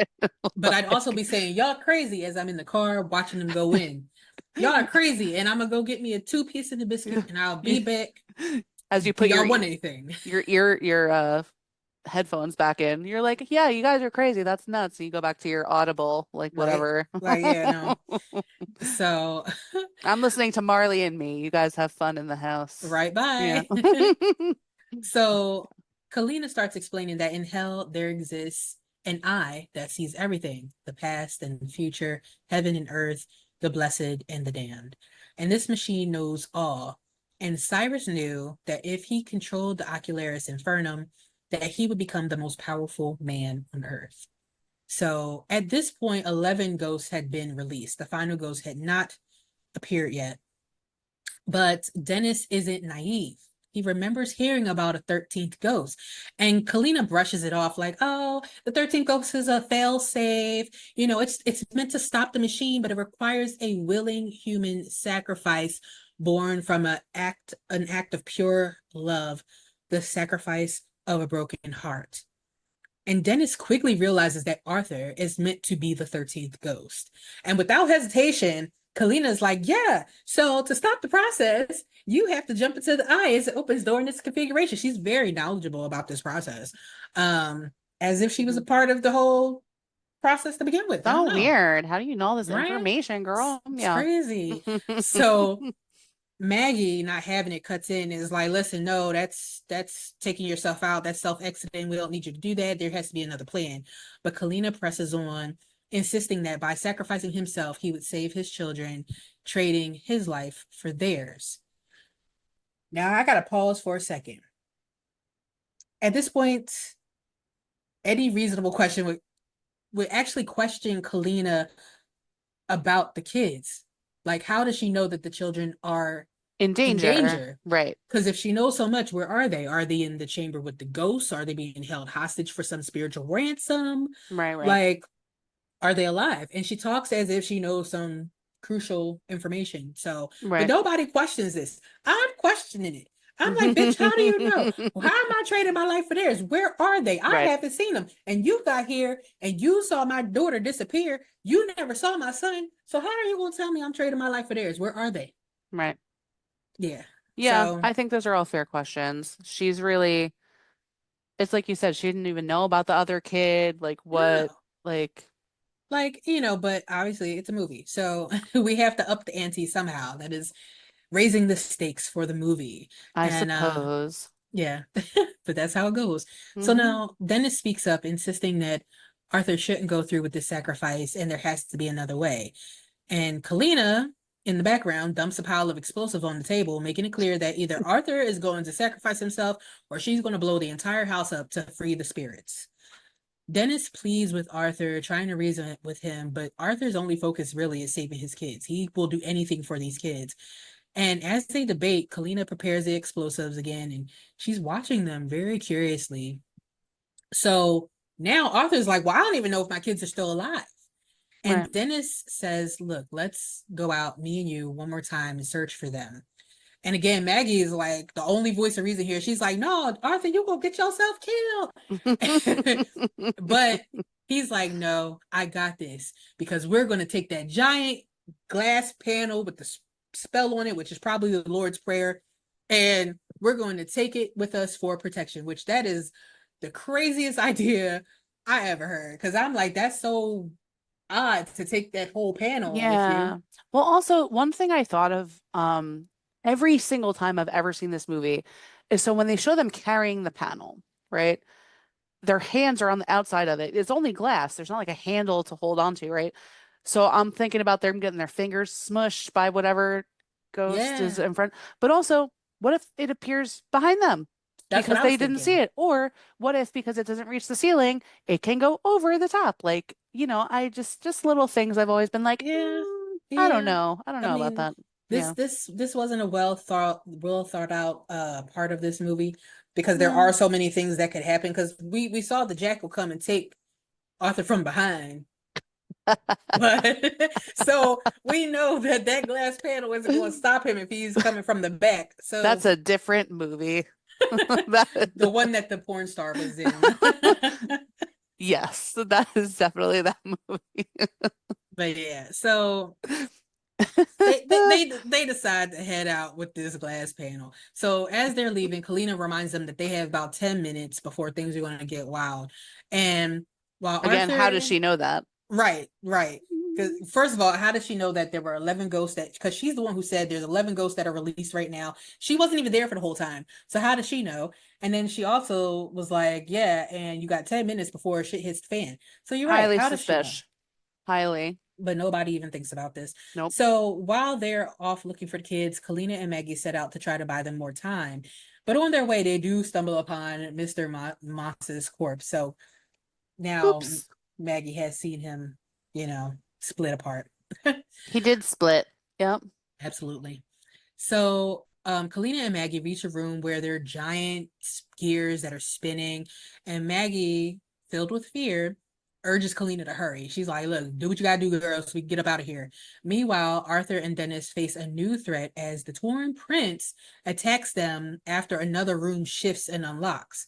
And now back in the other room, Kalina is at the controls, focused until Maggie notices a ghost approaching and she's panicking. She's like, "Girl, this flare isn't working. Why isn't it working?"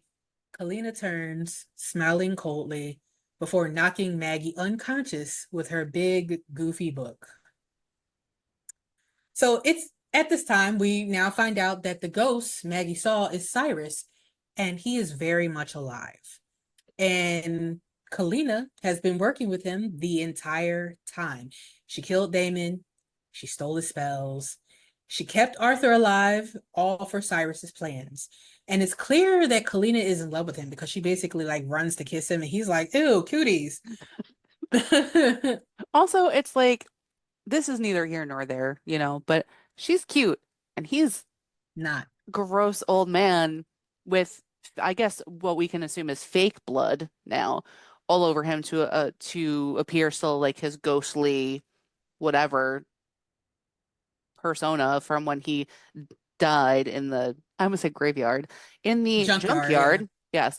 But it's like, what are you doing? Like, it's so desperation is never cute on anyone. She's like, oh No. my God, hey. And he's like, not right now. And Yeah. honestly, like Kalina went from like a badass like activist type character to in this scene she's very mousy, she's very much, "But I did everything you asked, why are you mad at me?"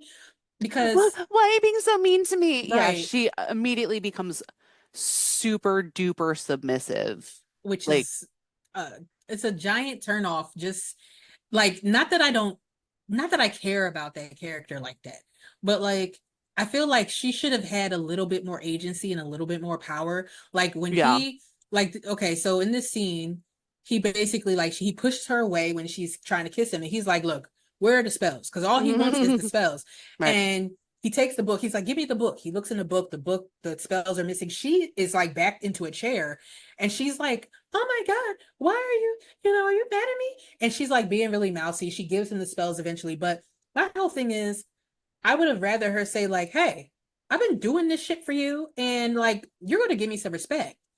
And he would say, like, "Okay, well, where's the spells?" And she's like, "Here's your stupid spells." Like, even if she gave him a little bit of attitude, Right. because that's the character that we've gotten used to from the very beginning. She was always Yeah. very assured and very stern. I So mean, I think we find often in life and media that when you have like a strong kind of manipulative character that we know or we can assume kind of off screen that he has probably like seduced her with all of this like charisma and like, oh yes, of course, we're gonna go to the Hamptons or like whatever, like, like you're gonna get whatever. I have all this money. We're gonna go on my yacht. We're gonna free all the ghosts. I just need them for a minute, and then you can have them after. Like, I feel like it was something like that. And then he just flips the switch, and she's like, "Wait, I'm so sorry." Like her fainting couch someone needs to like slide it out for her to Right, pass out on. Um, but I right. agree. Like, it's not a cute look. No. It's not. It's really not. No. And No. I think that she had no interest in freeing the spirits. I think that she was more on the side of I'm interested in the power of the Oculus Infernum. I think she was all into that, I'm sure you that's true. know. It's So either yeah. that or she was convinced maybe later, even if she started out on the right side. Like it's one of those two Because things. that's what I thought like watching this movie before. I guess I must have blacked out when she said I killed Damon, I did all this stuff. Like I because Me when I too. watched it, yeah, when I watched it, like yesterday and today, I was like, oh, like I didn't realize that she killed Damon. Like in my mind, I thought like over the time because really, if we're honest, this was less than 6 months. Like this Hmm. time frame is less than 6 months. So she really didn't have a lot of time to change her No, mind. you're So right. because at first I was like, oh, it's been like years. I'm thinking years in the very beginning, but then you find Right. out later on it's not that long of a time period. So, Yeah, no, you're right. You're right. you know, Hmm. so who knows? But um he snatches the book from her, he gets the spells, and he's about to do his own thing. So meanwhile, Arthur and Dennis find themselves cornered. The hammer looms at one end of the hall, and Dennis decides to push Arthur behind the glass, saying he finally has a reason to like himself, and he is sacrificing himself Oh, to make sure that Arthur is okay. So as Dennis is dodging the hammer's blows, the Juggernaut is released. And we all know the bloodlust of the Juggernaut. hmm. And he joins in on this attack. And unfortunately, Arthur has the pleasure of watching Dennis's vision of his own death come true. And his back is broken in half by the Oh, Juggernaut. And he dies. And it's so sad. Like it's like, oh, like I really didn't want to see it happen. I knew it was yeah. coming, but I didn't want to see it happen. It's one of those things too, because like we like this character. I mean, I don't know if you guys like this character, but we love Dennis. We love him because we love Matthew Yes. Lillard. And watching the Juggernaut pick him up, even still, every time I see that part, I do like a oh, because he just Yeah. pushes him against a corner to kind of break him in half, even though he doesn't go in half, but Breaks his it's back. Oh, it's rough too, because it's one of those things that's like probably a mix of CGI but also practical effects that it's really just yeah. it's realistic and it's like, oh gosh. It's like when Bane broke Batman's back. Oh, Like if you Bane. guys have ever seen that, but yeah, it reminded me a little bit of that, but like you said, it was, he pushed him up against a corner of a wall to do it, like just right on the edge. Yeah, yeah. Ugh, Not fun. no, but No. sad. But back with Kalina and Cyrus, she explains to Cyrus that Arthur is only going to sacrifice himself if the kids are truly in danger. So up until now, the kids have just been hidden away to weaken Arthur's resolve. So we see that they've been safe. But Cyrus, devoid of any compassion at all, orders her to put the kids in harm's way. Hmm. And Kalina hesitates for like a New York second and ultimately agrees, running off to carry out his orders. And moments too late to save Dennis, Cyrus begins reciting the spells, drawing the spirits to the center of the house. So had he started this sooner, Dennis would have lived because the spirits all just started moving away from where they Yeah, were. that's true. And so Arthur sees the spirit of Jean at this time, and they have a little moment, but she's pulled away by the spell as well. Right. So after placing the kids in danger, Kalina and Cyrus move towards the eye of the house. But Cyrus, ever the manipulator, betrays her, trapping Kalina between two glass panels and crushing her to death. Because now she has done what she was supposed to do. She's played her Yeah. part. I think didn't she have like a book and he was like, throw me the book. And she was like, are you save Yeah, me? And he's like, throw me the book. Like, I don't care. yeah. Um, there this is the other poor CGI moment. It's very Sims. Mm-hmm. It gets very Simsy. But it's a hard shot to pull off, I understand, because they wanted to show her face getting smushed. Um, so I get it. And like I said, I'm not going to hate on it because it's just very few moments in this movie where the CGI is palpably, not great. But Yeah, she does get smushed she does. And big I time. mean, we also have to account for it was 2001. Oh yeah. So CGI wasn't the best back then, you know. No, but even the But the the way they put it together because they had her, legitimately her, and they were able to fuse it with CGI like just for the last few yeah, seconds. So it's not even like it was like that the whole shot. So I thought even right. that was cool that they were able to figure that out for the Yeah, I time. agree. I Yeah, agree. So yeah, I mean they did the best they could for what they were working they with. sure did. So now in the main room, the rings are spinning and coming to life, and they reveal from rising from the floor that Kathy and Bobby are tied up in the center, basically. And Arthur, who was behind that glass panel, spots them and rushes towards the room. So in my mind, I'm like, I didn't realize he was that close. Like if he was that close, why didn't they run over to that room? Yeah, I still thought they were underground. I did too. Like I don't know. I did It's too. confusing because everything is glass, so it's hard to, Yeah. like you don't really have a lot of landmarks. So that part's tricky. So, Yeah, because but normally if you say, "Oh, I'm in the basement is dark and spooky, and the rest of the house is not." But when right. they're in the basement looks the same as the first floor, as the second floor. It looks the same. So yeah. Hmm. Um, so he runs over to them and he puts on the spectral glasses and he sees all the 12 ghosts surrounding his kids. Electricity is crackling through the air, more energy is being drawn from the spirits. And at this time, Arthur glances to his right and he sees what he initially believes to be the ghost of Cyrus. Kalina's words about the machine being powered by 12 spirits echo in his mind, and he starts counting them, realizing that all 12 are present. And then spirit Dennis's warning about the 13th ghost comes back to him. And Arthur recalls that the 13th ghost must be a willing sacrifice. So as he looks back at Cyrus, he's like, you know what? I'm gonna take these glasses off. And he takes his glasses off, and the horrifying truth hits him that Cyrus is an asshole. He's not a ghost, he's alive, and he's been manipulating everything from the very start. Such a jerk. Yeah, so Arthur confronts Cyrus, and for a brief moment, he has the upper hand. He starts hitting him and everything. But Cyrus, even being an older man, he quickly overpowers Arthur, beating him down. And There's just this part. It's always made me laugh. I don't know why. When he's doing that, like, I worked so hard on this my whole life. Have you ever dedicated anything to that? And then he's like, Have you? Have you? Well, he like hits him each time. yeah, But the way that he delivers the have you, it's very like, it's kind of like high pitched and not like his regular thing. And it just makes me laugh every time because he sounds kind of silly. Um, he's so excitable.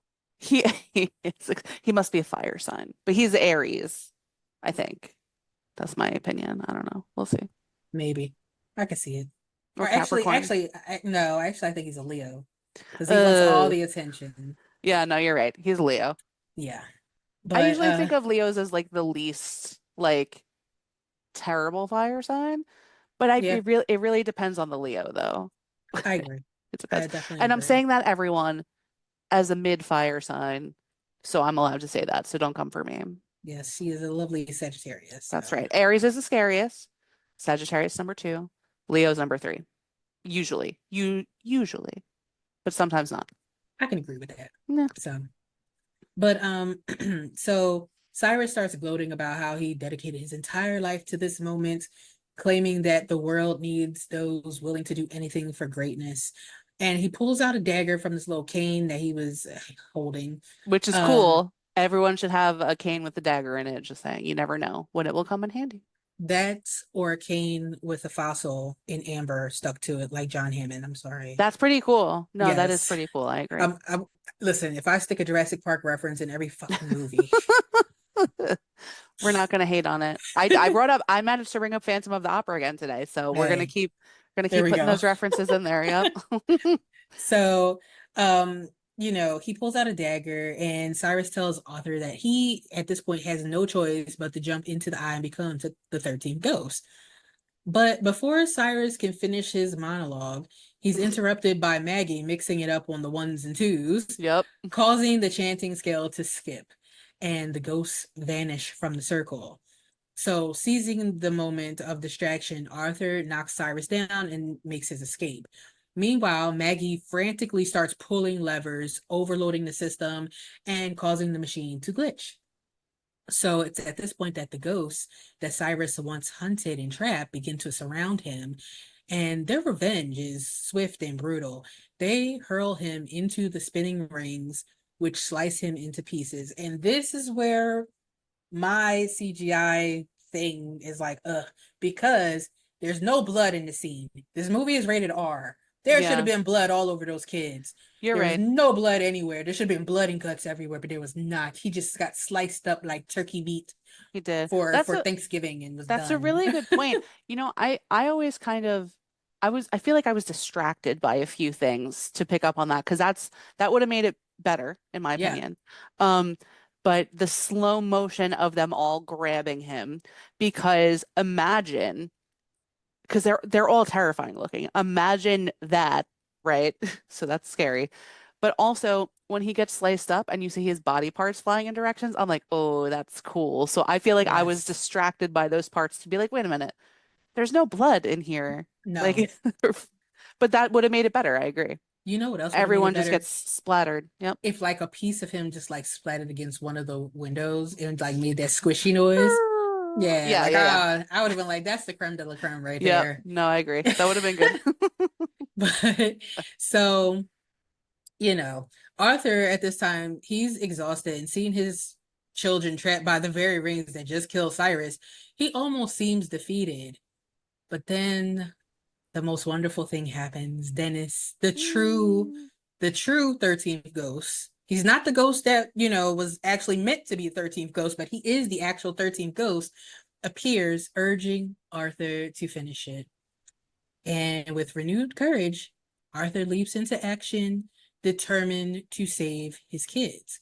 Now, Maggie's sabotage works a little too well because the gears shatter violently and the house begins to implode, and glass shards are flying everywhere, and the entire structure begins to crumble all around them. So Arthur, hearing his children's desperate screams, steels himself. He times the move perfectly and he leaps just as the spinning rings flatten for a brief second, creating a narrow opening. So he dives through, he shields his kids as the rings whirl back into place and the house around them continues to collapse. Now, with the destruction of the machine, the ghosts are freed one by one and silently fade into the night, no longer tethered to the house. And the rings are starting to settle as well because the house is starting to collapse. And Dennis, his mission fully fulfilled, feeling at peace, Mm, smiles at Arthur's success before peacefully moving on to whatever is next for him. precious. Um, Love him. yes, yes, I did shed a little tear right here. You're And then I realized I wasn't medicated, so I went to go take some medicine. So, like, oh shit, did I take my meds today? right.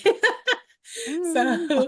So, Arthur is clutching his kids. He's tugging them tightly as they tremble. They're all relieved to be alive, but there's one ghost that remains, and it's Jean. And she appears before them. Her face is soft and she's now unburnt. She looks like she did in life.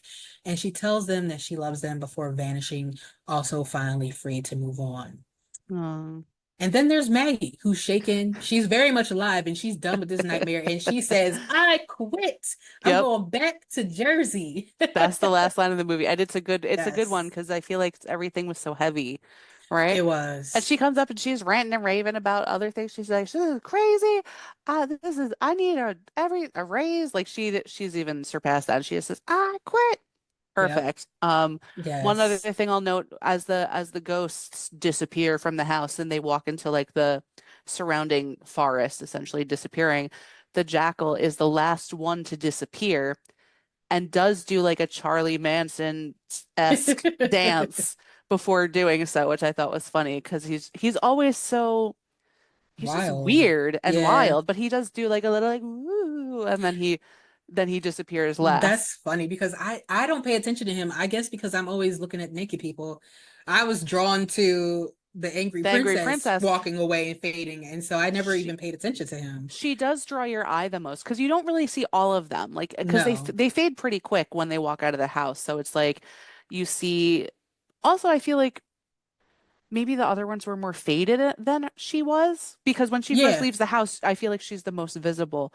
But you do see them like fade out. But this just the jackal because the other thing is you follow him all the way to like the edge of the woods. He doesn't disappear right close to the house. yeah. Um I noticed that part because she fades and then he's the only thing left. So yeah, yeah. yeah, he's the only one left. He's still doing his weird dance with his like partial straight jacket on and then he's just gone. But it's like, oh God, where'd they go now? Like what? Like That's what I'm thinking. I'm like, wow, they thank are now God. free to like terrorize the world, or are they just Yeah, like happy to be free and going about the business? Because again, remember, there's only two of them that are actually bad. The right. rest of them aren't actually bad. I And think, so, I mean, I like to think if we're just talking about like what we th this is, and this is a enormous discussion. What happens when we die, everyone? That's too big for this podcast. yes. But if we're talking about just like the regular ones, like Jean, you know what I mean? She just had passed away and unfortunately was captured right at that point. I feel like a lot of them would go on, but some of them really angry ones probably Right, do not like the Hammer. He's got right. more revenge to exact. Like, I don't think he'll ever be satisfied. The Juggernaut just has bloodlust, and the Jackal is just nuts. Yeah. So, you know, I mean, yeah, and you made a good point. Like, Jean was still warm when she got caught. Like, yeah. And that's it's like, crazy. if nobody caught her, she very well might have just moved on to whatever is next or nothingness, depending on what you believe. But the other ones, like the Juggernaut was already haunting. And I always want to say a graveyard. It's not a graveyard, it's a junkyard. I know that. But he was already haunting it. So it's Yeah, like some of them are already doing that. So some of them are just trapped, maybe because of their rage or their unfinished business, which it's funny because in the Hammer's case, he's a revenge story because of horrible things that happened. But the Juggernaut's just there for fun. Like right. he's just hanging out. Um, that's an interesting point though. Like where did they go next? Did they Yeah. just go back to their respective like haunts? I Like, guess so. Probably back to where they last were, but they might, because these are again, all of them were earthbound spirits. I think with the exception of probably Jean and Dennis, because I feel like they probably weren't necessarily trapped there, but the rest of them felt like they were for some reason well, still. right. Like if we're talking about like the Pilgrimess, like how long has she been around for? That was like the 1600s. I think late 1500s, right? That she's Mhm. around for. So she's still earthbound after all that time. Yeah. So that's definitely a good point. And Yeah, like the that's 50s, the greaser kid, yeah. I mean, even to be baby John quite Travolta. Yeah. even like to be quite honest, you also there's a difference between and I have to say Dennis too. Dennis doesn't change at all. He still has blood on him, but Jean is Yeah. the only ghost that actually goes back to her original form before she had anything wrong with her. Yeah. All the other ghosts look exactly the same. That's true. So are now is Dennis going to always be in that rubble because that's where he died, Oh you God, I know, hope not. or are I they hope he goes all on. yeah. So I Yeah. guess, who That's knows, interesting. but they were earthbound spirits before, and I think they'll just continue to be, unfortunately, earthbound spirits, with the exception of Jean, because she clearly was meant to not be earthbound because they caught Right. her while she was warm. So Yeah. yeah, like That's you said, she terrible. probably was meant to go someplace else and was not earthbound. Well, I mean, hopefully someone comes along and can free them, like go into the light, like Tangina from Poltergeist will come and help them transition or something because, no one wants that around. Or you You don't get the want ghost to. whisperer, so Oh, yeah. 'cause she actually was like pushing them into the light. Like, okay, you've done what you have to do. Now go ahead. Get out. Stop it. Yeah, no, I agree. Um, One thing about this, I've heard talks of it for a long time. Prequels, prequels telling us all of the backstories. It would be a fantastic limited series. I'm 100% on board with that. I I would agree. love to see it because there's so much to be explored. You know what I mean? Yeah. Like with these characters. Like I don't care about Cyrus, but like the actual ghosts, Yeah, you no. know? I care Um, about Dennis and the ghost, except for Jean. I don't care about her. No, I mean, she's not, we want the traumatic ones. We want the exciting ghost stories. But even the Juggernaut, like he looks like partially decomposed, which is weird, because it's like Yeah. he's the serial killer. He has bullet holes, he has whatever, but he looks partially decomposed. Also, there is a fun behind the scenes picture I saw once. I'll try to find it so I can post it with the stuff for this episode.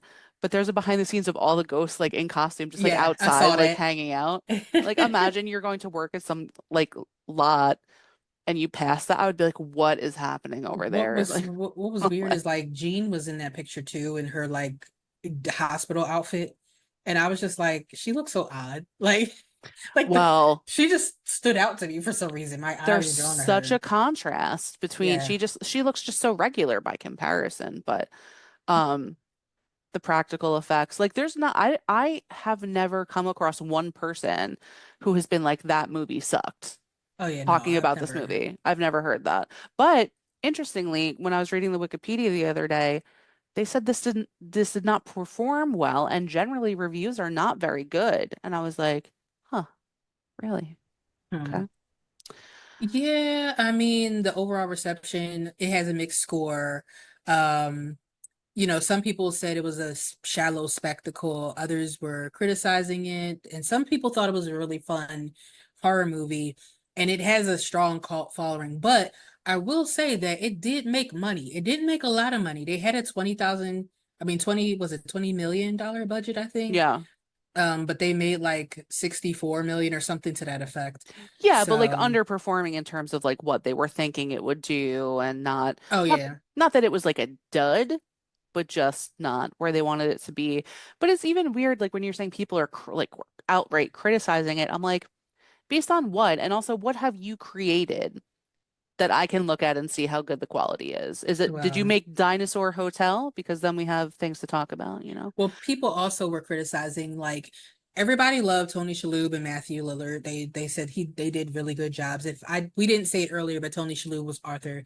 Um, Monk, but you know. yes, but they said that other performances were like overdone and over the top and just like too much. I And so there was a mix of disagree. that too. Yeah, I get it. I mean, well, also we have Shannon Elizabeth playing the daughter, and she was very like big at the time. I mean, she's beautiful, don't get me wrong, but Yeah. they kind of just like threw her in there. Um, And like they threw her in there for almost gratuitous titty sheet scene because when yeah, she's getting torn up by the jackal, like he's tearing up her shirt and her bra and everything, and I'm like, they come on, do y'all, make a she's in front of her special, dad. yeah, they make a special note of showing that he like sliced maybe like the strap of her bra or something, Yeah, and then her like boob falls yeah, down or something. But in some shots, I feel like like some versions of the movie that I feel like I've kind of seen more of it, and sometimes they censor it more, but it's just like, do we really need to we don't need to do that. It's not important no, to to anything. we don't. And we already have the angry princess walking around with full everything out. She got everything out. So, Yeah. um, But oh, I do want to add that I knew I saw it somewhere, but apparently Dark Castle is trying to develop a TV series based on the 13 yes, Ghosts. So yeah. please. Please. But I've read So so many articles about that over time and it never comes to fruition. So, well, this is as far as like literally August of last year. So perhaps it is in the works. I well, don't see anything past August of last year. So, here's another thing I'll say, and I'm going to get on my soapbox for just a brief moment in time. We keep remaking movies because we yeah, cannot come up with original ideas. Why not make that? This is totally original, right? I mean, it's based off of this, but it's like, we want this. This is something we right. want. We don't want remakes of our most beloved movies over and over and over again. Also, fun idea. I was talking to my friend about this the other day. I don't know if we mentioned this before. I've spoken to two friends about this. Remake bad movies. I think maybe we did talk about this Oh before, you and yeah, I. we've mentioned it. Remake bad movies, not in the same way. Don't use the same scripts. See where it failed, make it better. Remake Yeah. those movies. Don't remake the movies we love the most. Thank you for coming to my TED Talk. I'm not going to go crazy fly off the handle No, about it, but but I agree. I mean, here's the thing, like, oh, all right, if we take Winnie the Pooh, Blood and Honey, to be quite honest. And I'm being serious though, because yeah. that movie had potential to be really good. I mean, honestly, the first thing I would say is if they would have been able to get the rights to Tigger, Tigger and Pooh would have been a much better combination than Pooh and Piglet. Yeah, I And agree. I think that seeing Tigger be ferocious and actually killing people would have been way better than seeing Piglet. Even if they had a trio, all three of them could have been doing it. I can't stop thinking from the minute you said Tigger is Tigger's like theme song, like the wonderful thing about Tigger is Tigger's a wonderful thing. Anyway, but thinking of that like in the movie while he's just like That would be killing so people. cool though. Like honestly, that's a dark comedy that I would probably watch. Like even if after Winnie the Pooh killed somebody, he would go, "Oh bother!" Like I would die laughing. Like that would be the best. Or if Piglet started stuttering while they were killing people, like oh my God, I feel like yes, I feel like there was more potential there. Like they could have even kept it a cartoon or make the people not human hybrids still, like make them yeah, animals, right? Because that made it weird. But then if you still gave them their personalities that we're used to and then made them super murderous, very funny. Like I'm interested yes, then. I'm not interested in like it looks like a man lumberjack is wearing a Winnie the Pooh head. Like, right, why? I'm not. It's yeah, you've already lost me before we even began, right. and But then you really lost me when I watched it. That was right. straight trash. So, like you No. said, that honestly for me, that's one of the worst movies I've ever seen. So to remake that Yeah. would be so good. Not taking, like you said, they taking movies that we actually like and remaking them Yeah. Well, and failing. I feel like studios, what they're doing is like they're like, well, this made money before, so if we make it again, it's going to make money again. But really, really, they're like, this movie didn't make money because it was bad, so we don't want to take the chance. But it's like the logic is funny because if you just take it and you make it better from a learning what people didn't like about it, Right, then you'll probably make money off it. So it's like it's not always about the easy money, right? Like the cash grab, like make think harder about it. Because then when a movie bombs, because no one wants to see it, like The Crow, then you lose money anyway. So why right. not try to be a little more creative, you bastards? Just saying. They should. They should. And So then we're gonna watch Dinosaur Hotel. Like, I I can't. gotta find that. I I still want to can't. see it. I mean, I'm interested because I can't do it. After that movie, like anything that director has made, like I just can't watch it. So if you watch it, I'll I let you need you know. to come in here and tell us about what you saw. But I will not be joining you. I will certainly let you know. Um, so yeah, so I mean, I feel like we've been talking about it like kind of as we've been going, but what are kind of like your feelings on this movie? I think this, like was said, this is a cult classic movie. It is a movie that I, like you said too, I've never heard anyone say they hadn't liked this movie. No. Most people say that this movie is like, oh yeah, that's a good movie, or oh, that's one of my favorites, or Mm-hmm. oh, it was cool. I've never heard anyone say, oh, that was a stupid movie. I hated it. And, for good reason. I will say that, overall the story is pretty compelling. It's interesting with the ghosts. I think it's a movie that keeps moving along. Yeah, It doesn't have any like really slow parts, and I love the fact that you get the whole backstory of the family in the very beginning, so you're not bogged down by right. trying to learn who these people are and get to have a feel for them. You don't have to get all that because you get all of that afterwards, which is great. I think it was shot well. I think the performances for me were just fine. The only actor, well, I won't say actor, the only character I didn't like was Kalina. The only Ghost I really didn't like was the Pilgrimist. So, you know, those Yeah. two, those two I'm like, but you know, uh and Okay. like I said, I can't really think like what would my big three be? I'm not sure. I gotta pull up a list of all of them. So I can see them all like one by one. But I know for a fact like the jackal would be probably my moon sign because I'm a little crazy. The Jackal's also my moon sign. So just I'll tell you Hey, guys while we're figuring it out. So I picked Juggernaut as my sun sign because he's got a lot going on and he's powerful when he's pissed. And I relate to that. Moon sign is Jackal because obvious reasons, because we're a little, crazy. And rising sign, if you guys don't know, this is your astrology 101, how people perceive you, right? the hammer because I come off a little tough sometimes, but we're all friends here. We're nice here. And also Well, more rage. There's more rage in the hammer, and I got that under the surface. So, so the moon, the I said the my moon sign was the jackal. jackal. Yes. I think that my rising sign is probably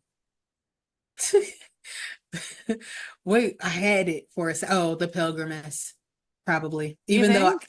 even yeah, I mean people perceive me to be a witch. So But also not like she is one of the more reserved ones. Like she just showed up and like freaked some people out a little bit, but she but wasn't like. rising is how I appear to people. No, I know that's what I mean. So I think that makes sense.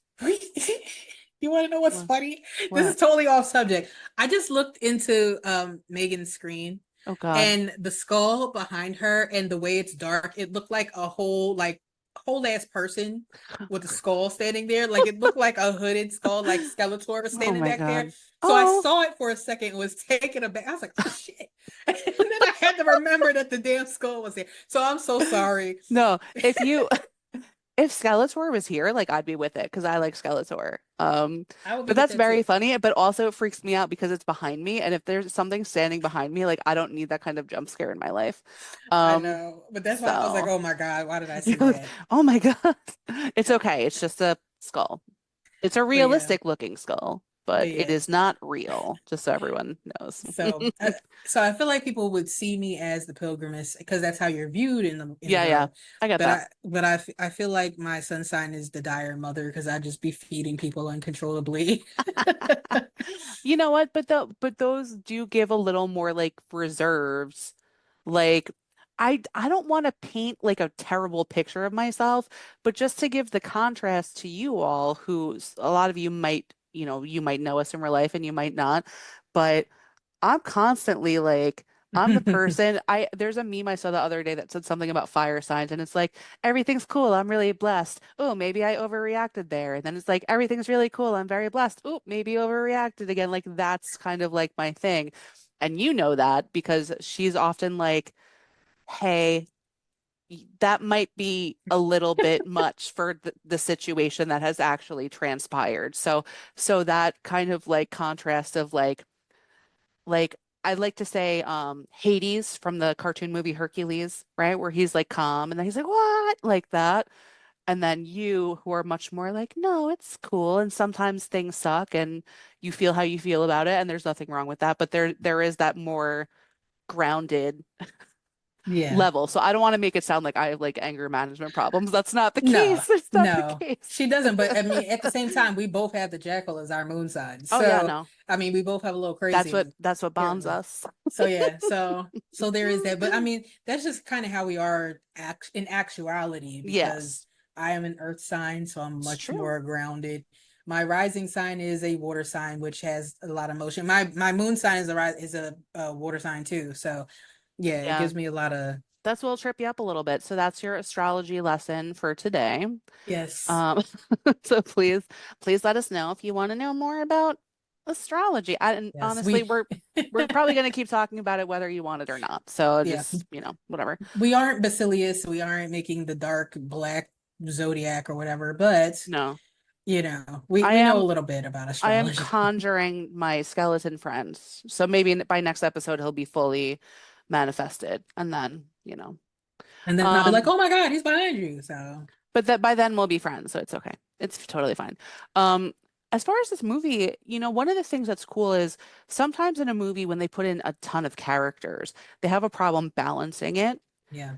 This is a movie with we have 12 ghosts and we have our main characters, and it never felt like there was too much happening where it's like it's confusing or we didn't complete storylines or we didn't anything. Like they really did it very well for so many different introductions. And I do know they were like minor characters, but they were essential to the story. So I like that about it. It's like you said, it keeps moving. I agree with a lot of the things you said about it. Like it's the effects, the acting, so many of the people in it who are good. Some of the ghosts, like you said, I didn't super care for, but those three, anytime I talk to anyone about the movie, they're always like, oh my God, the jackal, or like, oh my God, the hammer, or whatever. Um, People do sometimes leave out the Juggernaut. Not that they leave him Because out like he's scary, but it's like the other ones are more.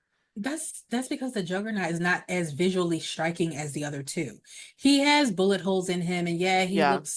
actually he looks a little bit like Hades. He has a like long head, and he's kind of pale looking, but like he's just tall and kind of thin, and like the bullet holes. But the other two have like really visually striking They really are. appearances, so that's why they're going to stand out so much, you know? They really do. I've seen a lot of memes lately where it's like, people grew up being scared of this horror character, and it's probably like Michael Myers or someone, and then someone's like, "This is mine," and it's the Jackal because the Jackal is terrifying. And Like, I would honestly, they said because I read online that the Juggernaut was supposed to be like the end all be all big bad yeah, yeah. of this movie, but I would wager that it's more the Jackal. I feel like the Jackal is much more dangerous than the Juggernaut. The Juggernaut is strong, but the Jackal is wild.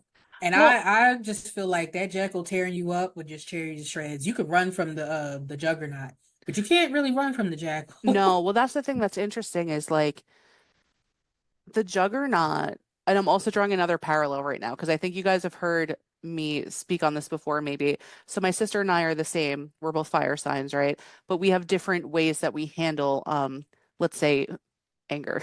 Let's say. So hers is very much, I definitely said this before, so I'm repeating myself. Um, American Psycho, right? That's her version. Calm on the outside, but underneath it's like me. Definitely Leatherface, Texas Chainsaw, like hard on the sleeve, just out in the open, swinging my chainsaw around, right? The Juggernaut is similar in that calmness. He is I can see that. composed, right?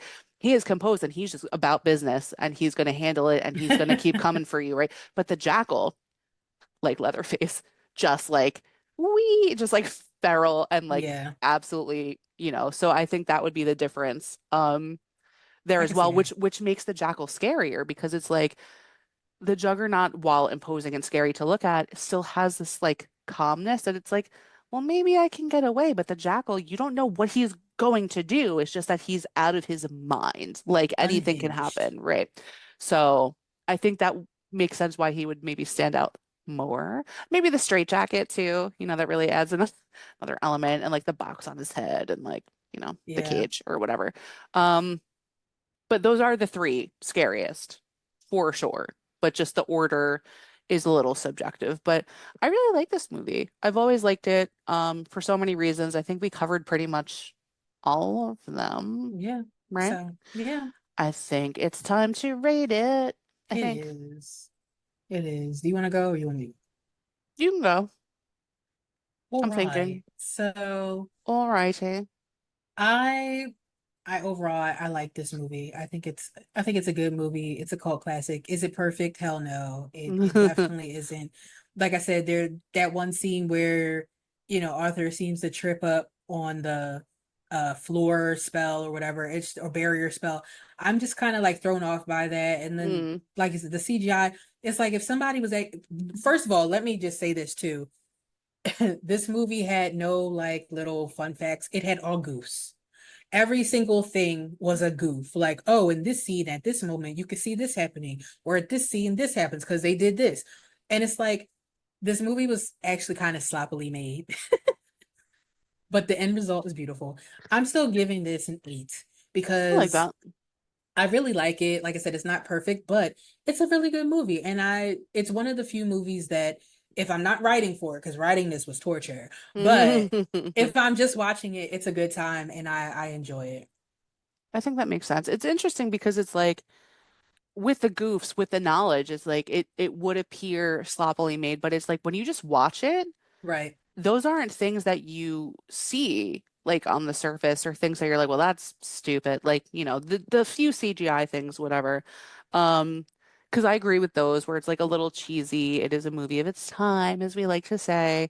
Um, Like they were picking out like, okay, on the scene where um Kathy is taken, when Arthur gets up, the wall shakes. I'm like, that's not really that much of a goof. And then they say no, when Matthew Lillard puts his head against the glass, you can see like blood smears where there were many takes taken, and when the jackal comes out and he attacks Arthur, you can see his shadow in the background before he attacks.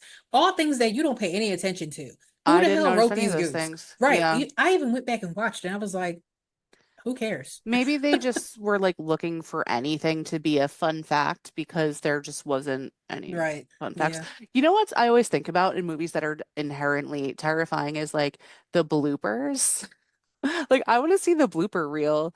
Like there's been one circulating recently I've seen a few times from Halloween with Loomis. I think it's the original one, but it might have been a later one where like Michael like busts in the door weird and like Loomis starts laughing and stuff because I think he also drops like an F-bomb Oh or something shit. because they actually got scared, but then they start laughing. It's like those are things that I would be interested in seeing. Like I don't want them in my movie. I want my movie to be scary, but I do love a Yes. blooper reel. Especially in a scary movie like the jackal like accidentally burps or something. Like I want to see like he's like attacking someone and then he just like lets out like a weird frog throat burp or something. Like Oh my I don't God. know. But yeah, no, I think it's a good movie. It's pretty solid. There was something you said that resonated that was like because it's not perfect. It's not a perfect movie. But it is so good. And like without overly dissecting it, like there's really not that much that's like wrong with it. So I'm gonna give it a 9 still. Like it's not a perfect 10 for me, certainly, but it's one that I can watch over and over. It's fun, it's scary. Like now it doesn't get me like with the jump scares or anything anymore. But even like people who aren't super horror people, like I know my mom and my stepdad have watched this movie and they're like, "Oh yeah, we like that movie." Like um so yeah, I think 9. 8 and a 9 is that's a strong Yeah. movie for us. Yeah. Yeah. Yeah. I mean, eight is like, yeah, I liked it.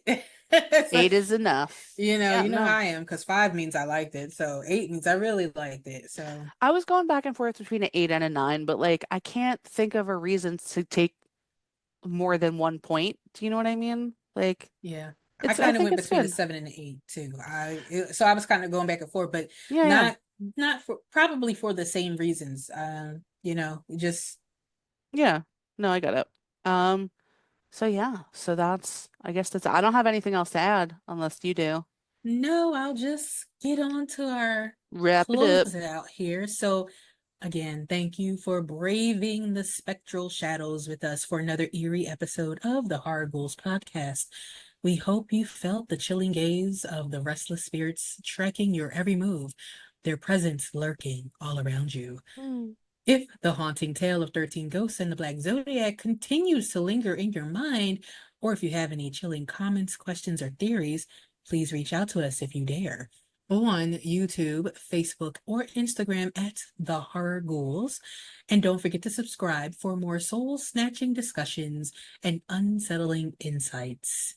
So until we meet again, stay spooky, keep your fears close, and remember, never move into a house literally designed by the devil, fueled by the tormented souls of the damned. Wow. Make sure you type that in at realtor.com. Just make sure. Make sure. Yes. All right. Well, we'll talk to you guys next time. Bye, Bye. guys.